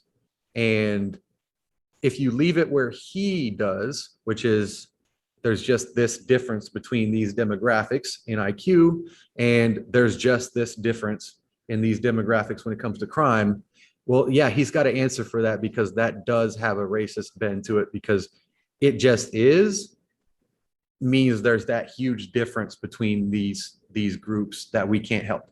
And this group, because those are bad social markers, IQ and crime, well, then these people must be worse. And he needs to address that, or he's going to always be in this bubble.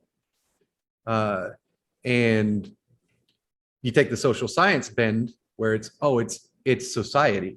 It's because we're structured in a certain way. It actually comes to the same answer, because now you also have to assume that these people have these markers that are lesser in that society.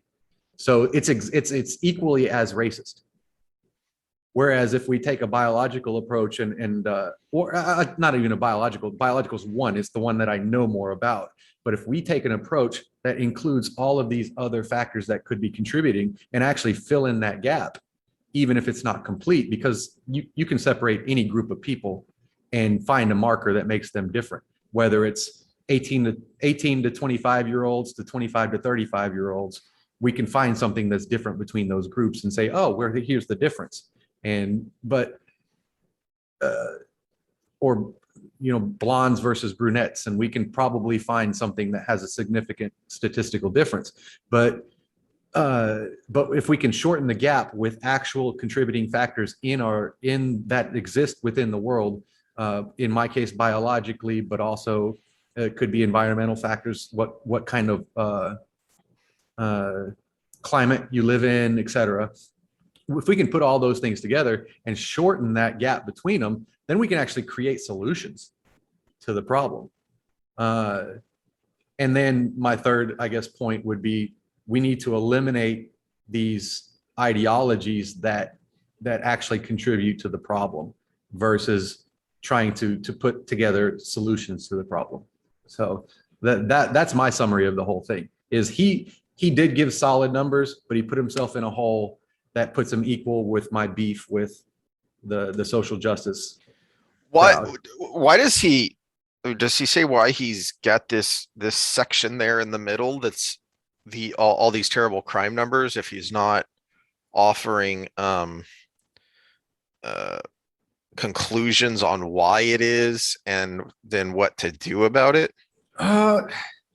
He's very vague on it, but in his kind of wrapping everything up, I just had this page up and I lost it. But these are the two problems, right? Of his subtitle is the IQ problem and the crime problem. Yeah, he has two goals with this book. It's to basically, with presenting the data, allow for a space where policymakers can incorporate these differences in their analysis of what we should do with policy, which again, that plays into a trap when it comes to whether you're going to end up on the Kendi end of everything, where he talks about everything being racist policies, or you're going to end up in a 1990s Joe Biden with the 3 strikes rule kind of end of things, where we just need to put them all away. And he wants to open up that space, but I think that could lead down those two paths. And then he wants to make it a semi-realistic, let's sort of quote him here, a semi-realistic goal is to make life a little easier on journalists who are being attacked by their colleagues for a lack of ideological purity, which means they can actually report on these things as maybe factors of why there are racial disparities in society in general, versus just the system itself being corrupt.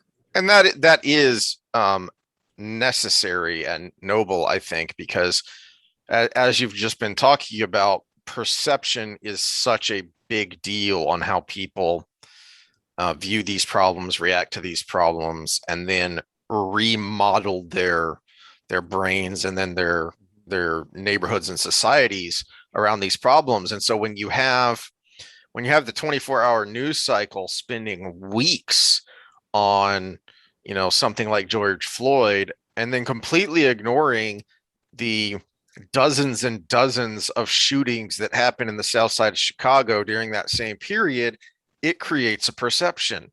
Or even the similar cases that were done to a different demographic, like the Tony Timpa case.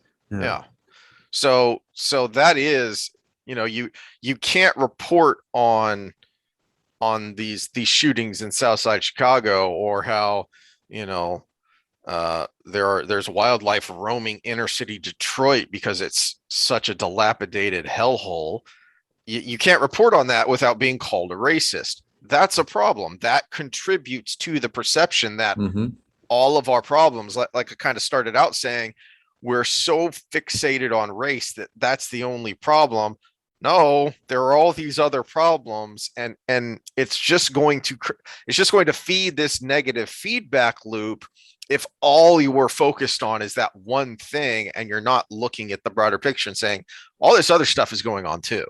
Which, when you look at it through the lens I'm trying to put out there, we can say, okay, so we have an IQ gap, and nutrition in the mother and in the children can contribute to this IQ gap.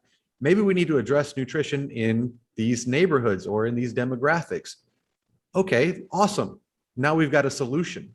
How we do it? Okay, someone smarter than me can figure that out. It isn't going to be my old epidemiology teacher that wanted to put farmers markets in the city, but it could be some better form of food bank system, or maybe even this is where the community people might be right, some sort of community kitchen if you're in this inner project city where you don't actually have kitchens in your house. So maybe some form of community kitchen system. Hey, that might work. Let's try it. I don't know. If it doesn't work, at least we tried something that actually made some reasonable sense at some point. Mhm. That actually tried to address the problem instead of just blaming it on some ephemeral, in essence, theological solution. Okay, stress. Well, stress is a little bit more difficult because so many things contribute to it, and we have a tendency to make our own, even if we're affluent, right? Mhm. Okay, so what factors are contributing to this stress? Maybe we try to address some of those. Learned helplessness. Well, it's one of the most studied psychological topics. Let's take that knowledge and figure out how we can take these young kids and not put them in that situation. And then, well, maybe we can figure out how we can maybe reverse some of the effects in some of these adults. So now we're talking about solutions. Long term, yeah, it's not going to happen overnight, but at the same time, we can start addressing some of these things versus just saying it is what it is. Now, this is Mhm. again where Murray goes wrong. He put a book out that says it is what it is without collaborating with people who could think deeper into the problems and either piggyback on it or put some sort of footnote in there that says, hey, this is what we're working on in response to it. Mhm. And I think that's where he went wrong. He has, in his own words, and I'll give him the benefit of the doubt, he's got some noble causes to it. But at the same time, we need that second part of it, or else you just end up being this guy who makes these statements. Well, okay, I'm going to give him a little bit more of the benefit of the doubt. He's actually being blocked on that second part by the social justice movement too, because Yeah. that's also a movement that doesn't want solutions. They want to just tear the whole damn thing down. Yeah. Yeah. If you look at the actions of the movement, that movement is nothing but old. That's why I call it the regressive rather than the progressive, because it's nothing but old fashioned Well, political Steven Pinker power. beat you to it, by the way. Yeah. Well, okay. He's smarter than I am. He's smarter than all of us are. Sad that he doesn't want to have kids, because there's But some good it's genetics right there. it's just old fashioned tribal politics. It's I want to grab hold of the reins of power, so I'm going to create a tribe, motivate my tribe in this direction so that I can grab the reins of power. Mm-hmm. It's what it all boils down to. And it's a lot of it is short-term reasoning too, because you look at all of these people who rode that tiger to grab power, and now they can't get off the tiger, but it's really biting them in the butt. Here in Houston, our crime rate is skyrocketing as well. It's not just Chicago or Detroit or Minneapolis. It's here too, but they use COVID as an excuse to basically release all the prisoners on bail or on bond, and it creates a situation where these people just go right back out on the street and do their thing. And then they're trying to blame everything else, but the fact of the matter is it's happening. Yeah. And who was the the defund police person. Taleb? Oh. You're gonna have to narrow it down. There were a lot of from the police. She's in the Congress. Oh yeah, Rashida Tlaib. Yeah, Rashida Tlaib. She's the shimp of the squad. Yeah, she was the defund police for so long, and now is blaming the police for lack of control of crime in her jurisdiction. So, Yep. It's that short term reasoning. She gained a little power right away with the movement, but now it's kind of biting her in the ass. So she's trying to find a scapegoat for why it's biting her. So, yeah. Well, is it biting her in the ass, or is she just going to continually pass the buck and get away with it? Or Wheeler in Portland. That's another good example. Yeah. All of these policies to reduce policing, to make everything equitable, and they came after him. They came after his head in the end, and he barely got reelected. And the only reason he got reelected was the person running against him was more radical than he was. Well, was that all of your notes on Murray? Yeah, that's all of my notes on Murray. I think I summed it up as good as I could.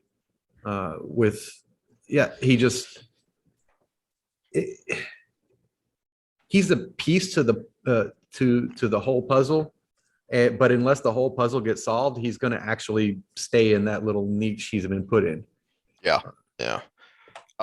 Well, let me go pour myself another drink, and then we will transition to the non-political topic I wanted to talk about. That actually I will be able to tie into what we've just been talking about. But that's how these things work. Mm-hmm. All right. And I even had a tease earlier. Okay. Well, before we segue to that, I just happen to have this page open on one of the books I had for reference here, and it's a part that I didn't get to and didn't get started on. Is about testosterone in women and testosterone in men as they grow into adolescence, and then aggression in later adolescence. And then women with high testosterone while they're pregnant tend to have higher testosterone males in adolescence who tend to be more aggressive. And high libido women or high testosterone women tend to have a higher libido. High libido women tend to be more promiscuous. More promiscuous women tend to have single family households. And so we've got this kind of pattern that goes. So high testosterone woman has high testosterone prone male who is prone to violence in adolescence and has a single family household growing up, which also makes you higher rate of violence. And that was the route I was going to go down, and we didn't get to it. But on that same page was something that was kind of funny, and I'm going to quote it here. It's very off topic, but this challenged dogma that sexual identity is due to social, not biological influences. This was the view of sociologists who hated high school biology.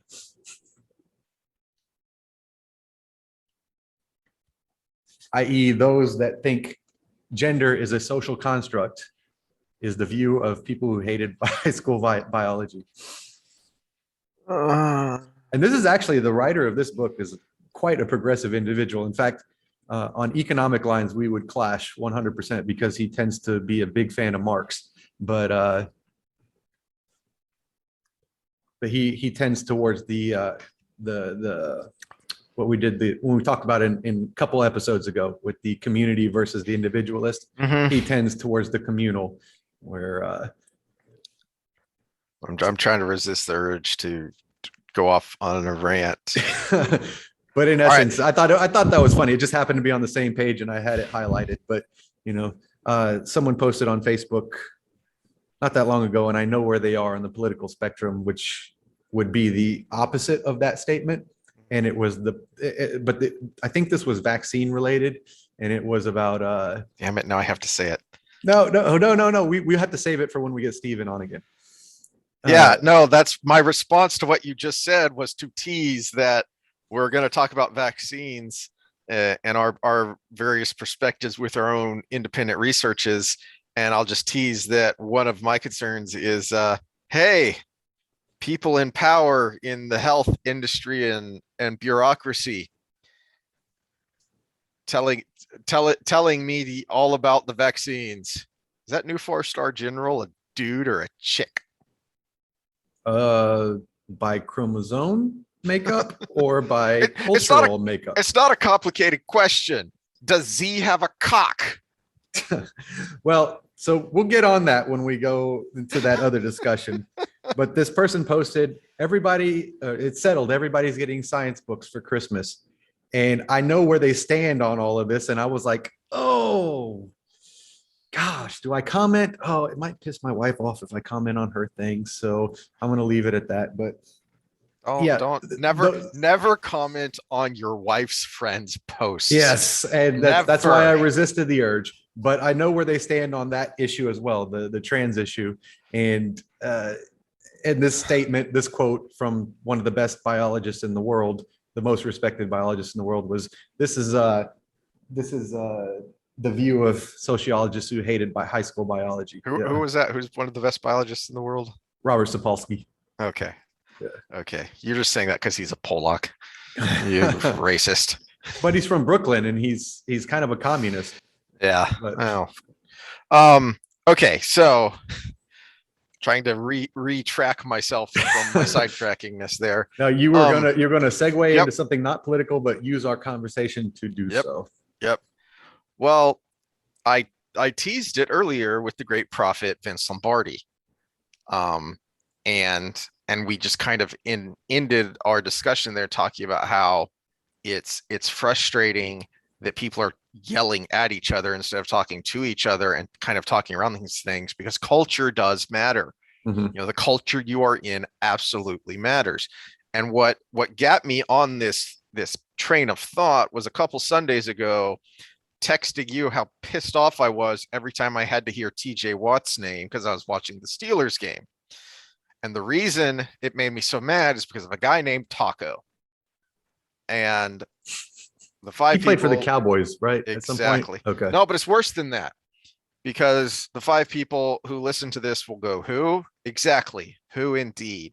So he was the first round pick of the Cowboys in the 2017 draft. He plays defensive end. TJ Watt was still on the board when they selected him, who also plays defensive end and who just signed one of the biggest defensive contracts out there with a team that very rarely signs big contracts for big guaranteed money. But that's how valuable he is to the Steelers defense. And that's how good he is. But the reasoning was because the defensive coordinator, the coaching staff at the time for the Cowboys, they didn't agree with the philosophy of pick the best player. Mhm. Pick the best player on the board. No, he has to fit our scheme. And TJ Watt in college played a very different scheme than Taco Charlton and what the Cowboys were running.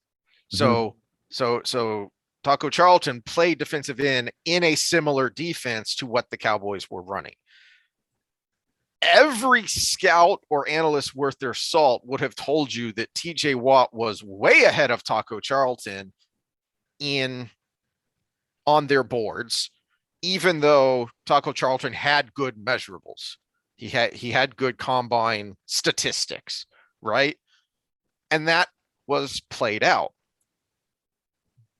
It makes me consider Taco Charlton one of the worst busts in the draft because of who they could have picked. Now that fills in the blanks of why I didn't understand your text, because the way you texted it made it sounded like Watt was the biggest bust.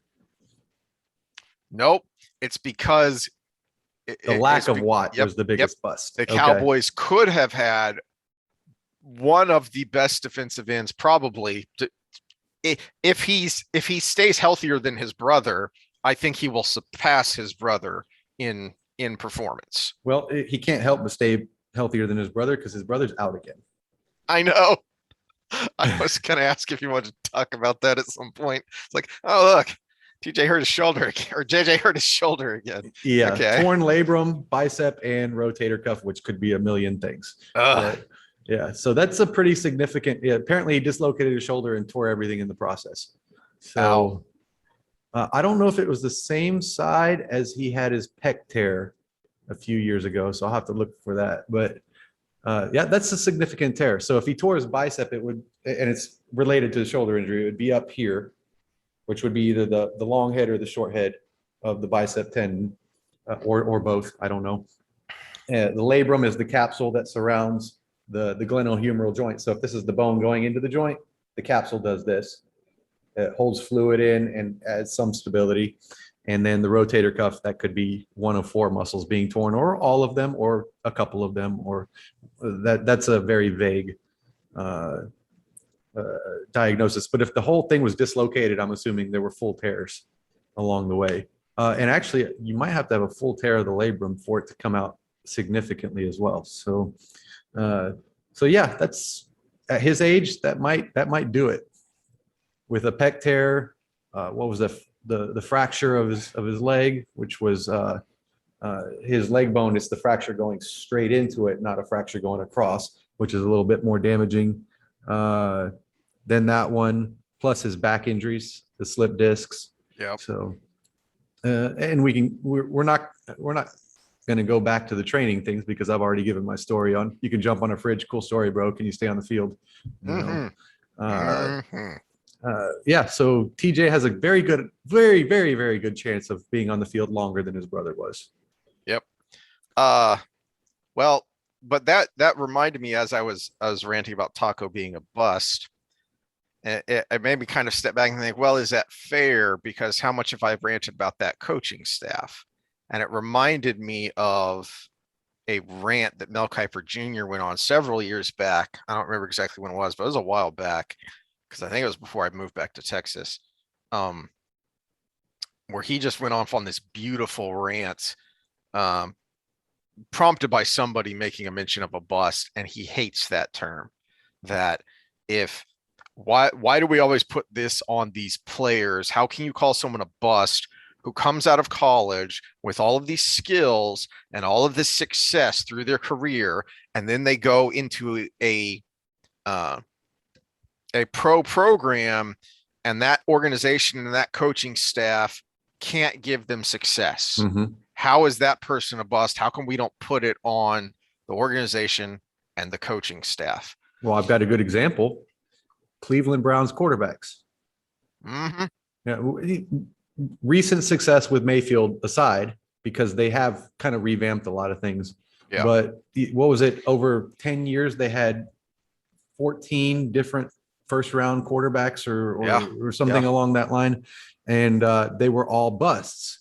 Well, not all 14 of them were bad quarterbacks. Yeah. Yeah. They just went into a bad scheme, bad team, bad situation. David Carr was a great quarterback. Let me get the right Carr here. David is the older one, right? Houston Texans. Yes. Yeah, Derek is the current one. Okay. Okay. So David Carr, Houston Texans, was their first pick of the beginning of their team, one of the very decorated college quarterbacks at the time. And was he a bust, or was he sacked more than any other quarterback in history for the first several years of his life, and then kind of came out of it a little gun shy? You think that amygdala isn't growing when you get busted by a 300-pound defensive lineman, 8 times a game, 9 times a game, and now you're looking like this before you're looking down the field? And you're throwing a ton of interceptions because you're launching the ball as fast as you can. Not only as fast as you can, but you're looking at the defensive line as much as you're looking down the field. Whereas you look at someone like Peyton Manning or Tom Brady, their eyes are down the field. They're reading the coverage. Their pre-snap read is the coverage. All right, it's going to affect the way you play if your pre-snap read is the line, and okay, which one of these guys in front of me is going to fail, or where's the blitz coming from, or that's going to now. You in fairness, you can get people, and Taco may have been one of those people, because by a lot of reports that I've read and listened to here in the local media, he may have been one of those guys that just didn't care about football that much and didn't put in the work. So he could be one of those few legitimate legitimate bust. I Well, think another good example of that is Oakland Raiders, Jamarcus Russell. that's exactly who I was going to bring up. I think Yeah, you can because blame Jamarcus Russell for the rookie contract structure, because I think he was the last huge first round number 1 overall quarterback contract signing, and he was an absolute bust.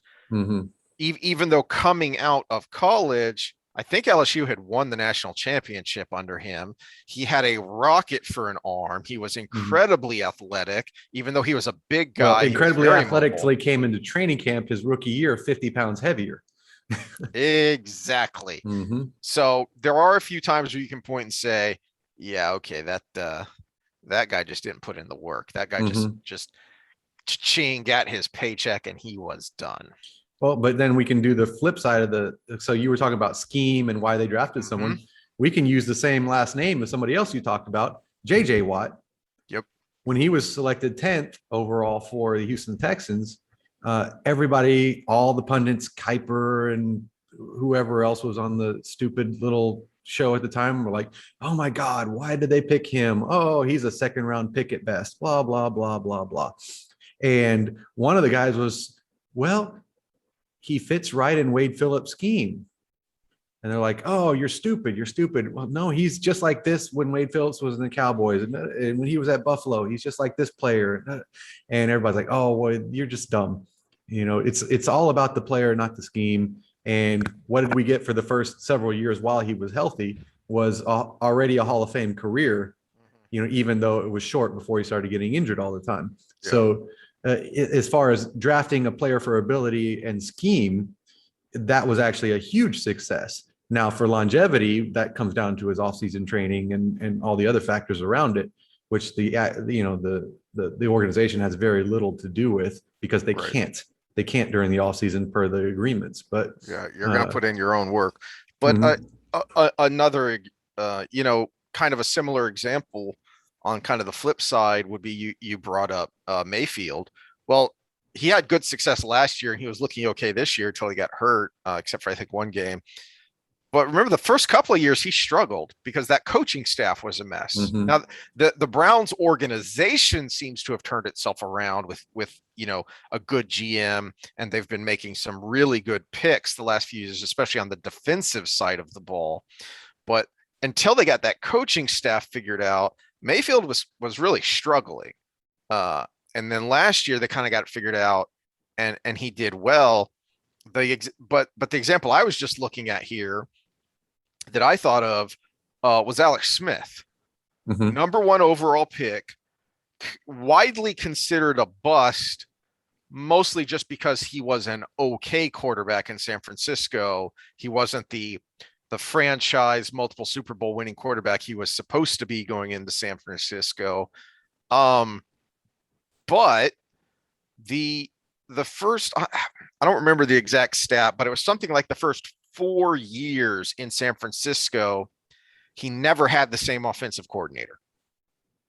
The turnover in the staff was that significant.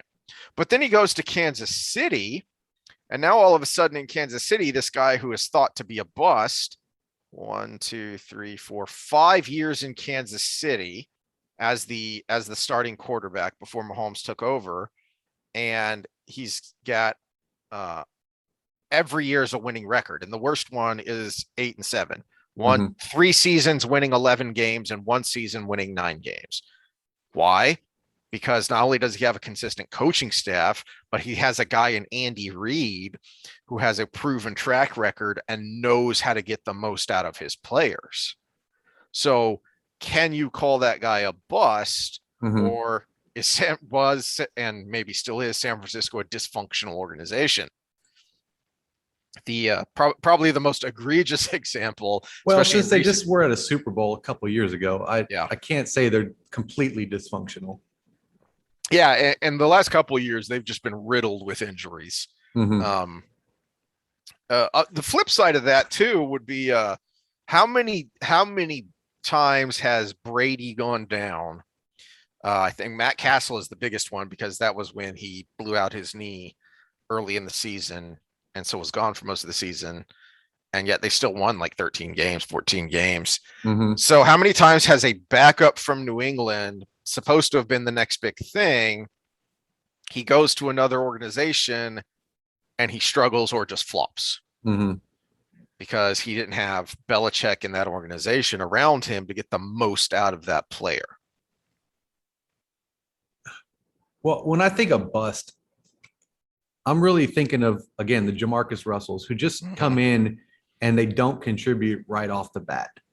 You know, it's not a scheme thing. It's just the player themselves comes in and just either brings something to the locker room that everybody can't stand, or comes out and just shows nothing. No physical or mental acuity. So again, the Russells, a bust after signing would be someone like Albert Hainsworth when he got that $100 million contract and then couldn't even make the team in after he got the contract. But then the team was pushing the coach to put him on the team, even though he wasn't passing any of the tests. And then everybody started calling the coach racist because he's making him try to pass these physical tests. And so those are the things when I think of a bust.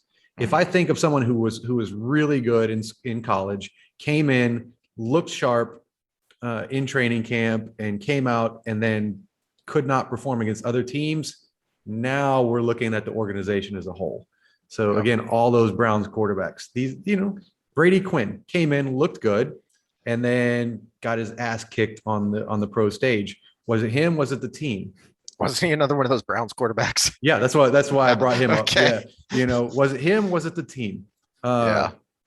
Uh, so those are what I think of when I think of a bust.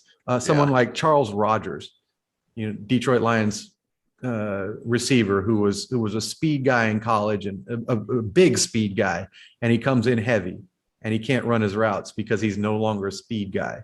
He can't cut versus these NFL cornerbacks. That's a bust. Trent Richardson, who was a workout warrior and got drafted on those, but he couldn't hold onto the ball, and he ran straight. He couldn't read the line for shit and couldn't make the right cut. So he just ran into the back of his lineman every play. That's a bust. But someone who's got talent and just ended up on a bad team, I hate to really put that label on them. And that was another thing that got me on this road, and where it ties into the conversation we were just having about I guess we got to write these people off because they're a disappointment. Hold on a second.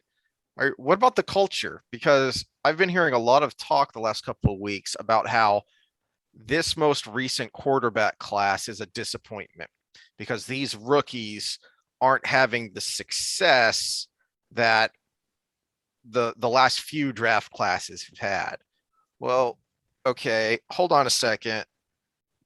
Probably the most shining example of a young quarterback success is Mahomes. Again, Andy Reid, proven track record, guy who knows how to get the most out of his team. And Mahomes, I don't remember if he sat behind Alex Smith for a full year or most of a year, but he didn't have to play right away. And when he went in, it was to a culture that losing was not their habit, right? Like the great prophet Vince Lombardi, winning is a habit, but unfortunately so is losing. So you get into these losing mentalities and your witchcraft, it restructures your brain. So you can be a professional athlete all you want, and the aggressive male, you want to compete, but if you're in a losing culture, how much does that impact what you do? So one of the ones being talked about is Josh Fields. He's with the Bears. The poor kid, he's with the Bears. Even back when they had success under Lovie Smith, that was mostly the defense. That was Urlacher, and I can't remember the other names of the guys there on that incredible defense. And the offense was kind of secondary. Trubisky was a bust. But he was a predictable bust because you got this guy in a smaller school. What was it? North Carolina. North Carolina. Yeah, not a big time football school. Right. and he was semi-successful for a very limited amount of time, and they took him number one. Well, worse than that, they traded up and they traded away a lot of picks to get him. And where did he go to after that? He had a little bit of success when he went somewhere else. So again, that kind of lends to our point of part of that was organization, part of that was him just not being ready, but part of that was organization being dumb. And I'm looking for a certain picture. Here we go. Poor Fields is the one I thought of because where I go to get my my neck procedures done, one of the lead nurses there is a Chicago native, and so we always talk Chicago. The meme that goes with this is, if you're ever having a bad day, remember that no touchdown was scored on this play. That's how bad Trubisky was. Oh man. How?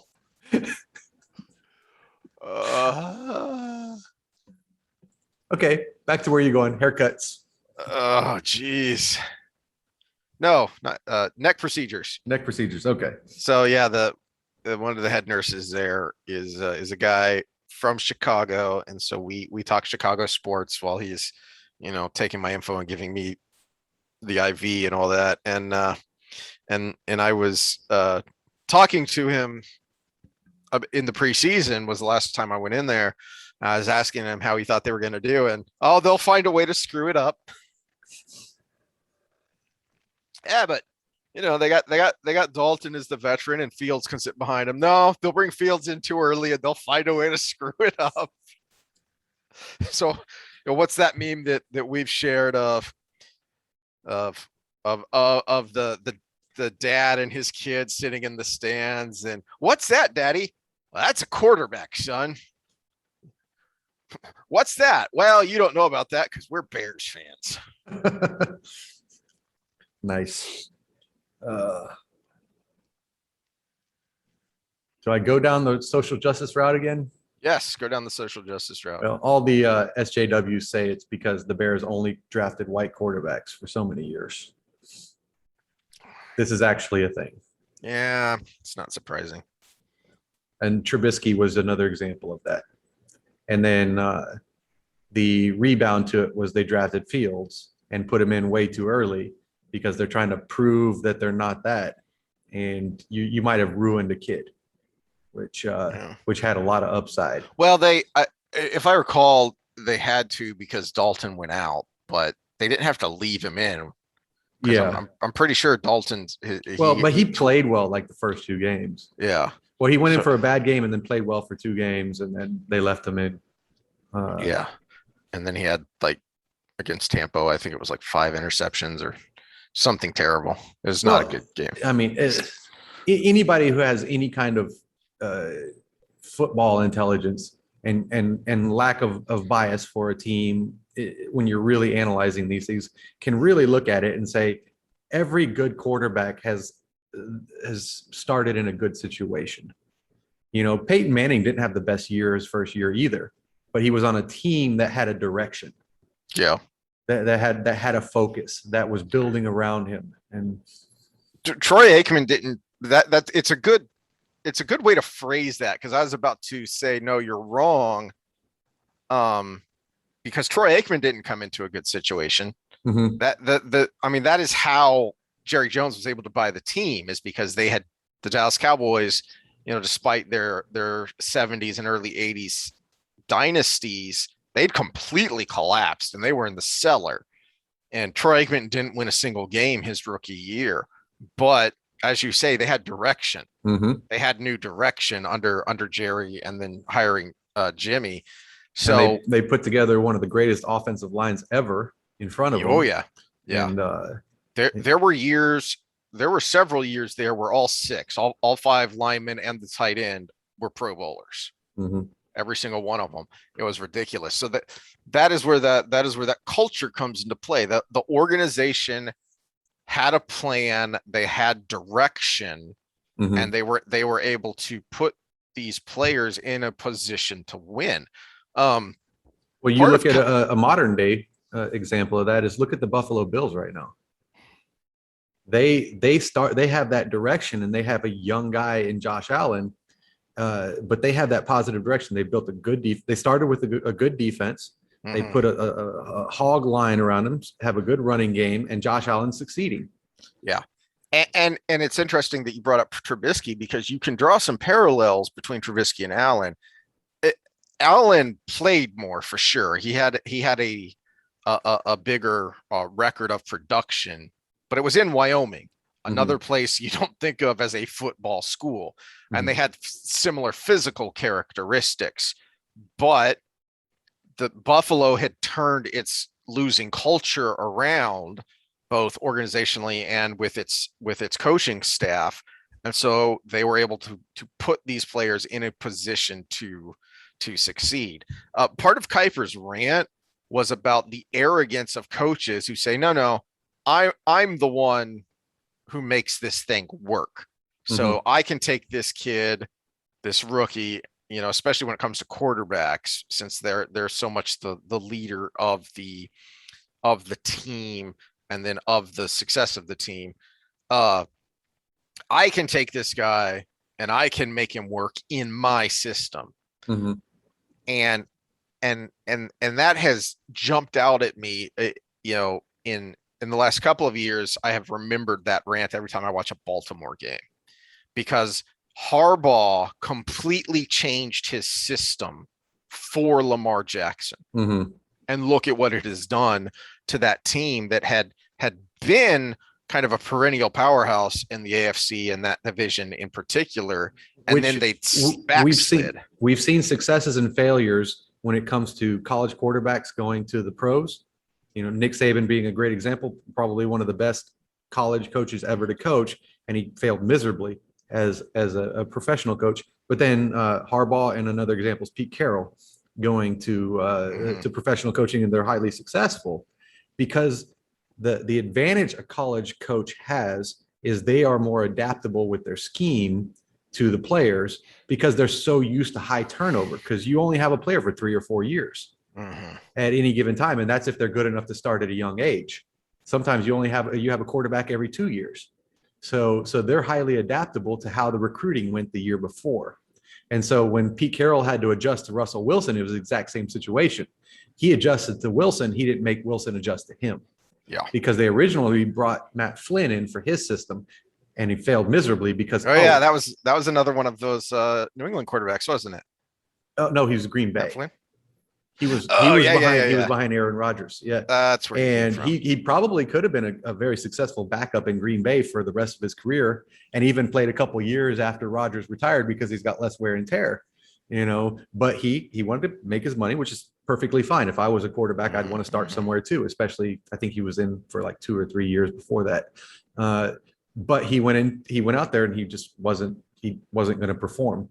And Russell Wilson did in the preseason, and they said, well, we've got this guy. He's completely different.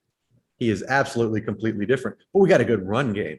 So let's use that run game behind Marshawn Lynch while we adjust our system around Russell Wilson, who actually contributes to the run game, because we can do some, read pass options and things like that. And so he adapted to his new quarterback versus forcing him into the system like you were talking about. Yeah. Drew Brees, when he was in San Diego, was being forced into a system that Phillip Rivers fit better in, because he was tall and a pocket passer. Drew Brees is not tall enough to be a pocket passer. So he went to New Orleans, and they made the system around him, because they said, hey, this is our franchise guy.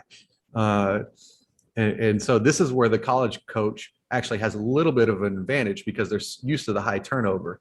So they're used to adapting their system around the players versus the other way around. Where they have a disadvantage is what we experienced in Houston, is they start looking at their players as expendable, because I can work with anybody. I do it every 2 years in college. I did it at Penn State.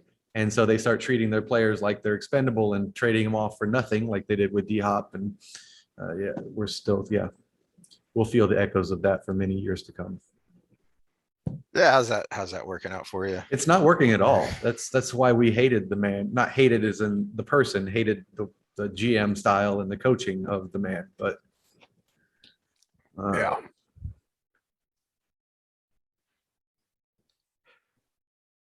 had a thought and I forgot what it was.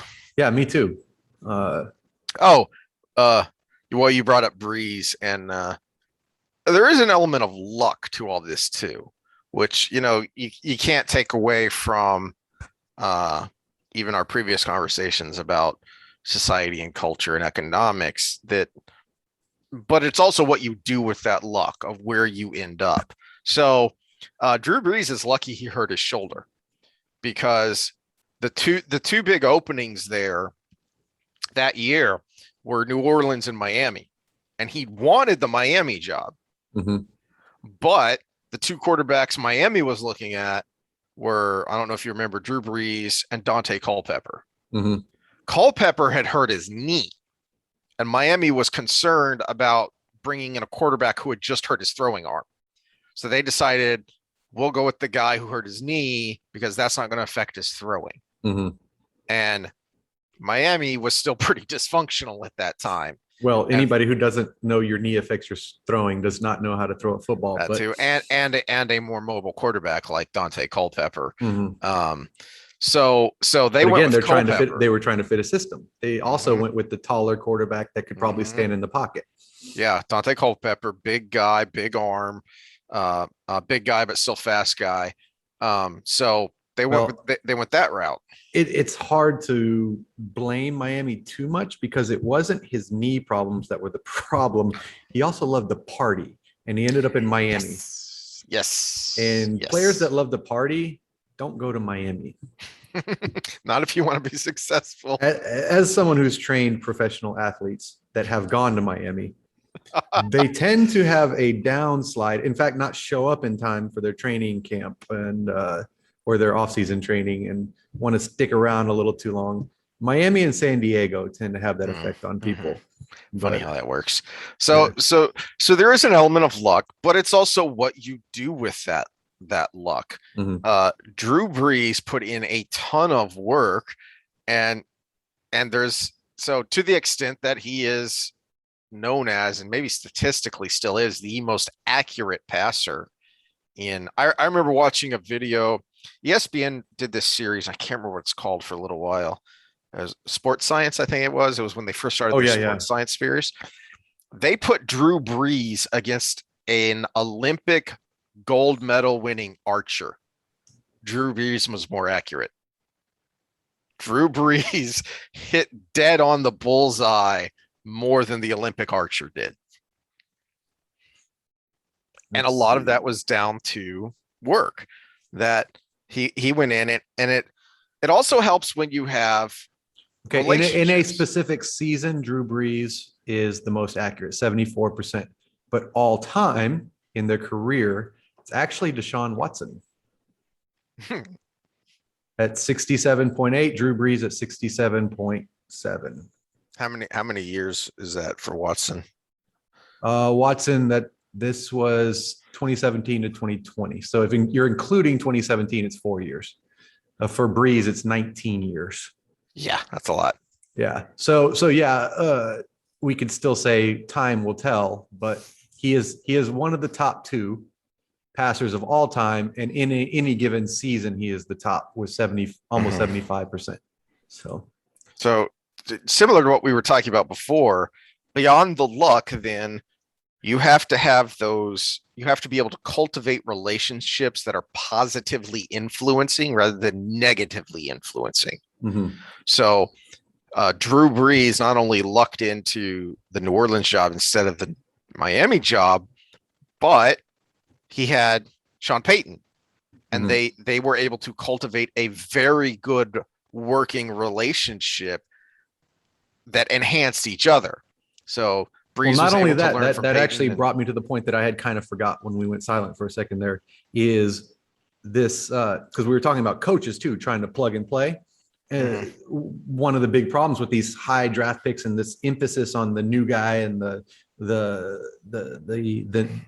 franchise quarterback coming out of the first round versus the Aaron Rodgers who played behind Favre and Tom Brady who played behind Drew Bledsoe for so long, is they're trying to interject somebody as the leader. Whereas some of these guys have a couple years to show their stuff. And so you talk about Breeze.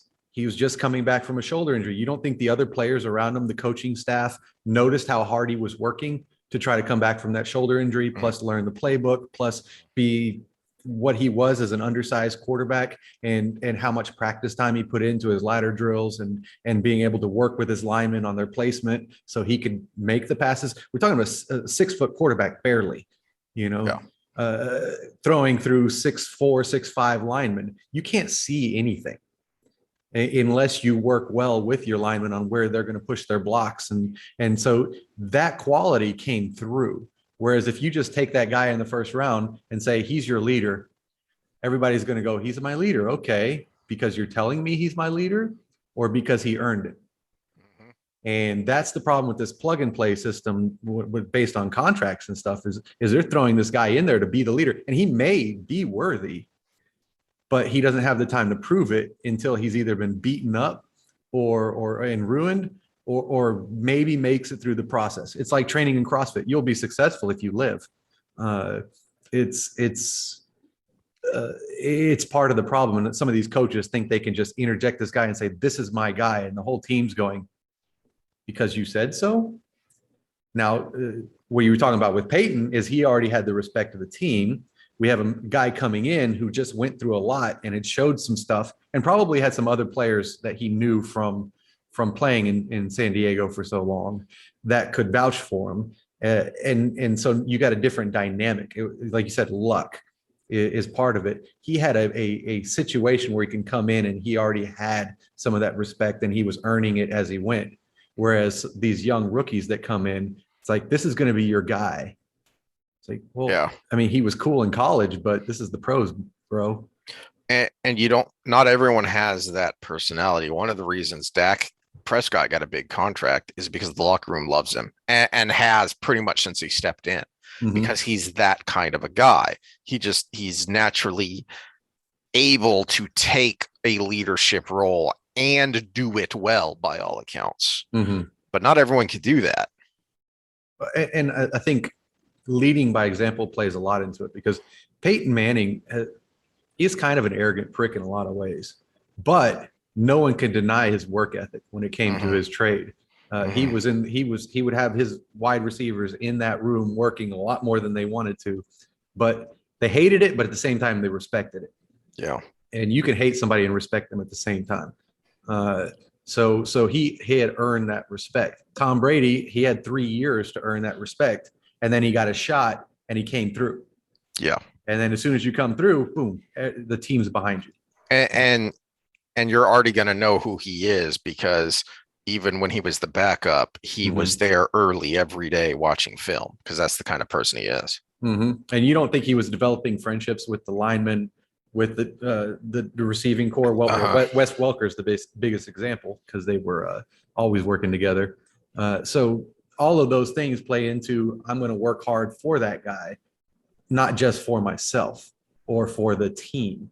Where all of those three things, those three have to align. Am I working hard for myself? Am I working hard for my teammates? Am I working hard for the organization? And you see the most successful players in history do all three. That ties again back into what we were talking about earlier, because something interesting you'll see if you look at a lot of socioeconomic data is that married couples do better, period, across the board and across most markers. And if you know anything about human psychology, that should make sense, because we are social animals. And so if you have that partner to lean on and to help yourself through, because life kind of sucks and it's kind of hard, but also because you're working for someone else. It's not just about you, and you can only self-motivate so much versus if you're, if you're only caring about you, you're only going to do as much as you need. Yeah. Versus, I mean, you might go out and work a stupidly dangerous job like crab fishing a little bit kind of on a lark because I'm going to do it because I'm a manly man. You'll stick with it if you need that job to support a family. even though it's one of, I don't know if it still is, but one of the most deadly jobs on the planet. You stick Well, with you it get the because you're flip trying side to of that support is a a lot of family. people quit a deadly job when they have a family. Yeah, yeah, yeah. There is that element too. But but then but I think it still feeds into the same idea of I'm not just doing this for me anymore. Well, I mean, I can go back to my MMA career. Uh, One of the major contributing factors of why I stopped and just focused on work and school was the fact that I started to have a son on the way. And, you know, there maybe could have been a long haul to some sort of mediocre MMA career, Mhm. but at the same time, it was not going to help that family anytime soon. Uh, and in fact, I kept getting hurt along the way at that point. So it might have even had a negative effect on Yeah. that family. So having a child on the way pulled me away from that more dangerous profession to the more safe. Mhm. You know, I'm gonna stick to this career model, uh, and support actually not only stick to this career model, but support my wife and her career model, even though we're going to go through this challenging time of having a child Yeah. and raising this child on the way. And it turned out to pay off, obviously. But yeah, the two parent household, which is my concession when we have our sexy time with Sam talks, is a great model in today's American society for having success in raising your children. Uh, so that actually. Well, but my point being not just raising your children, but just living your life Mhm, because life sucks and it's hard.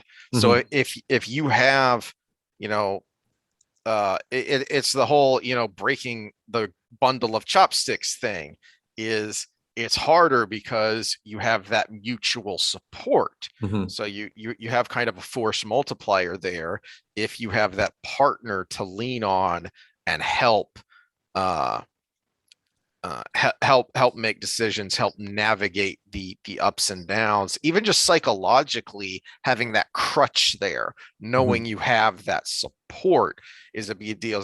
How many times have you seen personally or just, you know, just watching someone coming back from an injury and they're not the same player because of the psychological lack of support?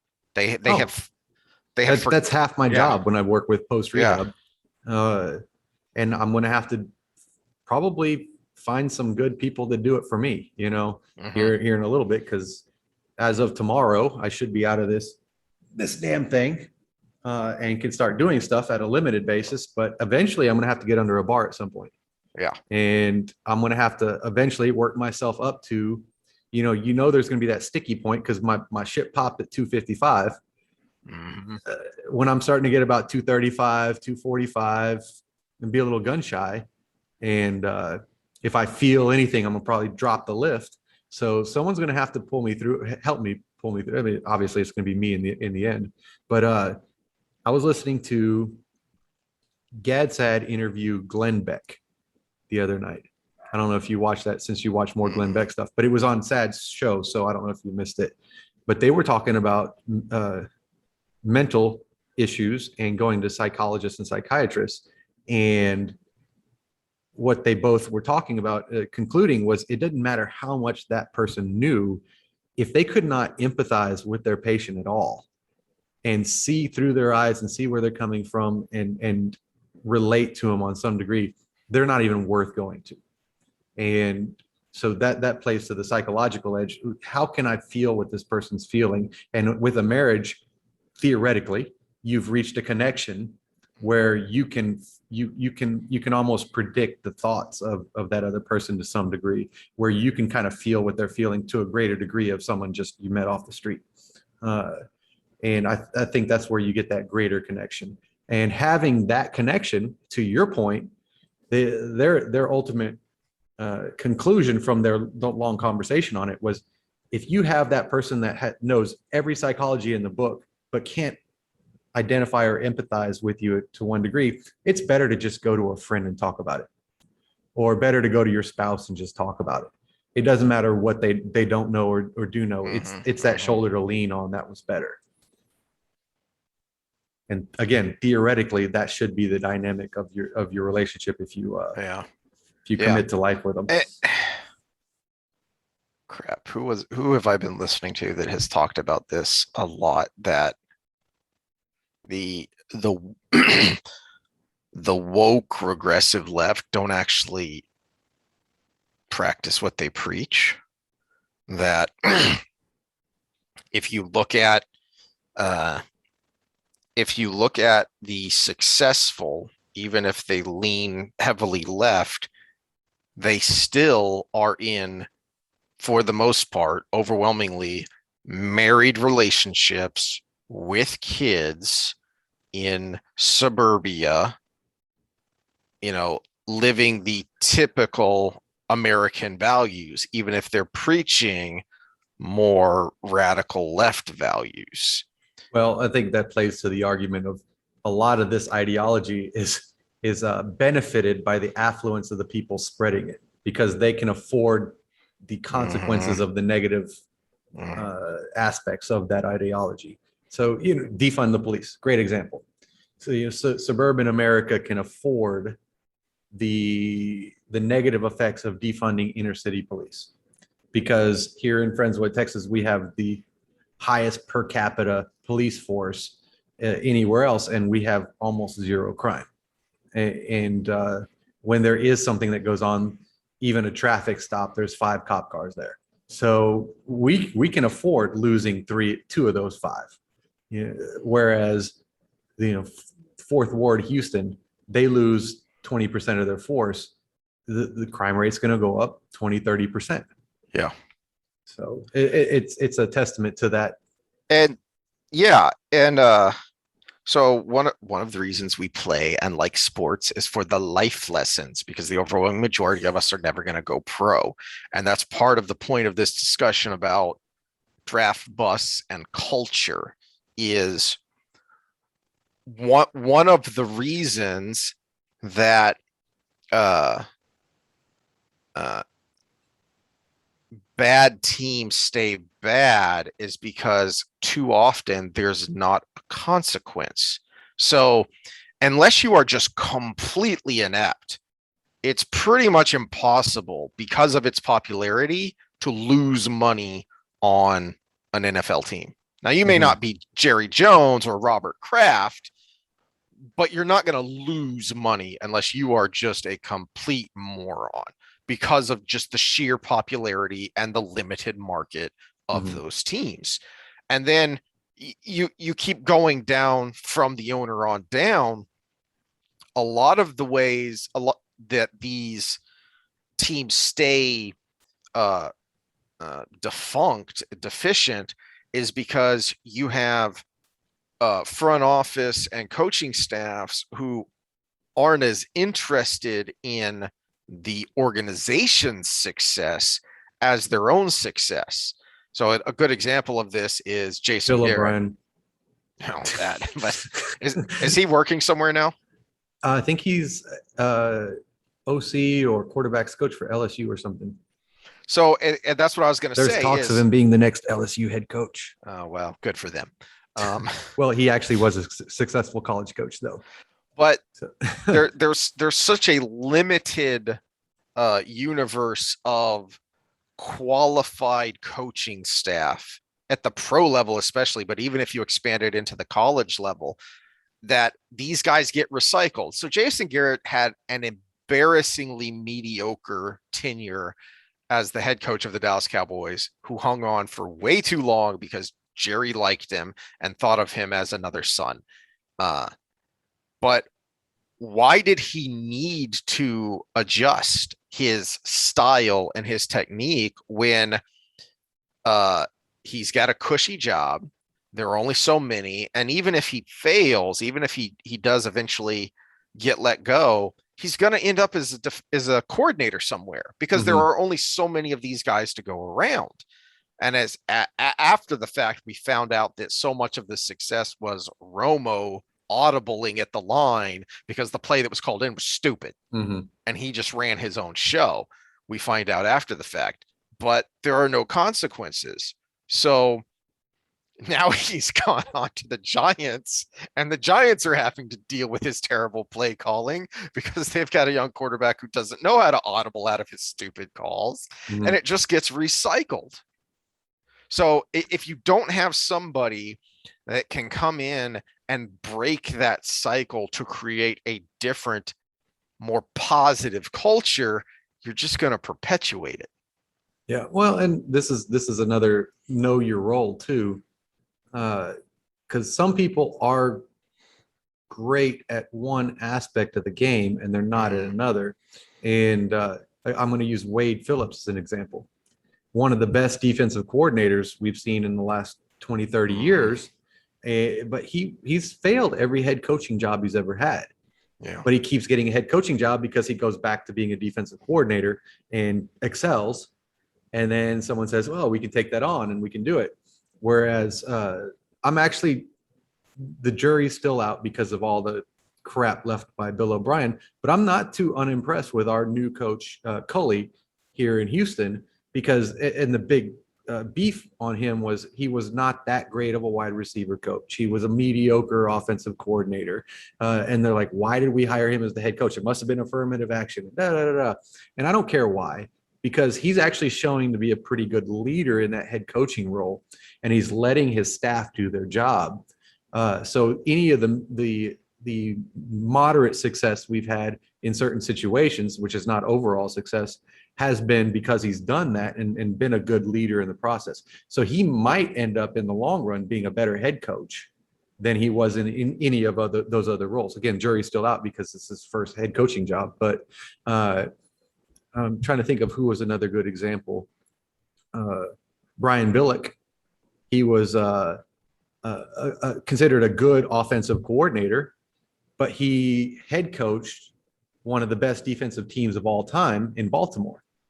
So his role as a head coach, he excelled at because he was a great leader, not because it was his offensive mind.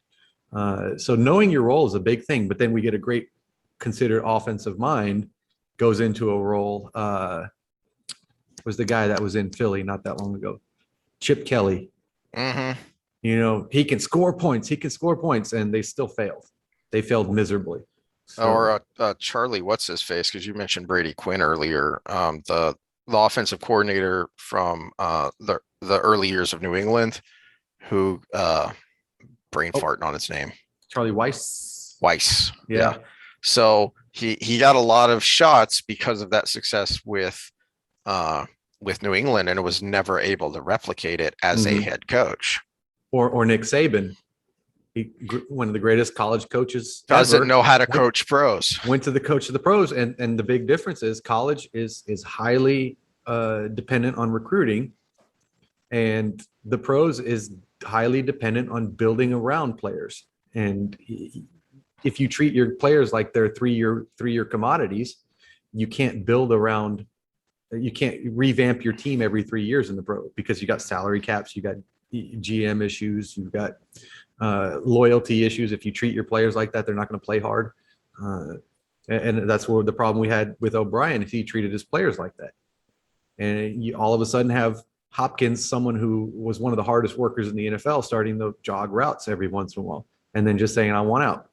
And JJ Watt, who was the face of Houston for forever when it came to not only Houston Texans, but, you know, hurricane relief and, you know, HEB and everything, everything had his face on it in this town. And he said, I got to leave. I can't be here anymore. So you had this coach that treated players like they were expendable because that's what he was used to. And again, he was a good college coach because that's the way it is. You go recruit, you have these guys for 4 years, you use them for 2 of those 4 years, and you build, you keep recycling. Well, in summation, stop feeding crappy culture and go make some good culture. And there are examples of how to do that all over the place. You know. Oh yeah.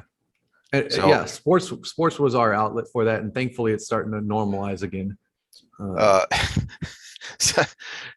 Somebody, I don't know how this got started, but Mike Tomlin has been mentioned as a candidate for the USC job, and somebody asked him about it, and he just said, "What the f are you talking about, you idiots? This is I'm at one of the top jobs in the profession. Why would I leave this?" And Mhm. in one of the top organizations, and it made me think, how many coaches have the Pittsburgh Steelers had in their entire? I think they've only had 3 head coaches in their entire existence. Because didn't they go for I can't remember the guy. Well, it's Tomlin, Cower. We know those from our lifetime. Yeah, exactly. And then I think they went straight from the guy who had all the success in the 70s to Cower. I don't think there was a guy in between. And I'm drawing a blank on the guy's name. But and they are, even if they're not in it, they're not stinking. I don't think Tomlin has had a single losing season his entire tenure, and he's been there for close to 20 years now, I think. They've had So, 16 head coaches. oh, okay. But let's see the split on it. Let's see. So Tomlin, 2007 to present. Coward, 1992 to 2006. So another 14 years, 15 years. Chuck Noll, Noel. 1969 to 1991. So since from 69 to now, they've had 3 head coaches. I didn't realize they were that old of a franchise to go back before before Noel. But Well, were they always Pittsburgh? That might be that's a good point. But there's a shining example. New England more recently. Heck, even the Cowgirls, as much as they annoy me, not so much as a positive culture for winning, but at least a positive culture for making a successful franchise. For crying out loud, Jacksonville. Well, So there are templates out there to use. I think the 3 to 4 year model is the best, where you can't like Cleveland. This was the problem with Cleveland. They not only went through 14 quarterbacks in 10 years, but they had 10 head coaches in 10 years. So they would hire this guy for a year and he have no result, and they say, "Oh, you're out of here." Oh, well, that wasn't much of a shot, because there's this thing called building a team, and we got to work with the GM, and or in Belichick's case, they up and move the team in the middle of the night. yeah. So, yeah. So the 3 to 4 year model for assessment, I think, is pretty good. After about 4 years, you could pretty much say it's not going to happen. But well, are we done, or did you want to talk a little bit of fitness? I think we're done for today. We've gone quite a bit. We have. So we'll save the fitness for next time. We got to get Steven back on, because I got to finish ripping apart some papers. Because for those that are like, "Oh, you're just having selection bias. You rip apart things you don't agree with more than you do the stuff you do." No, this is how the scientific community works. I had one opinion based on what I had seen.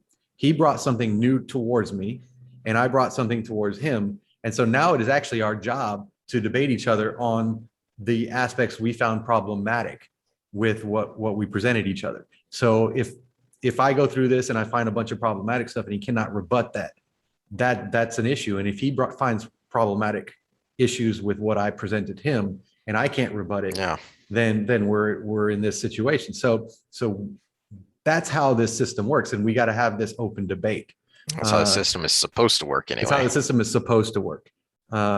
So that's why I'm appreciating this different perspective conversation we've been having, because he seems pretty sharp with the statistics. But as per our last conversation, it did seem to me that he kind of didn't quite grasp my argument, because he assumed I was in a certain camp. And I'm not sure if I did the same to him, because I'm me and I'm going to have my own bias in my own mind. But I'm trying not to. I could say that, but I don't know if I did. So that's the thing. We keep presenting knowledge. We keep debating over that knowledge, and then the audience decides for itself. We're actually genetically selected for playing to the audience, not convincing someone individually, because that's how you gain social status in a social society. So that's what we'll keep doing. All right. Well, we'll keep on doing that next time. So see y'all then. Yep. See ya.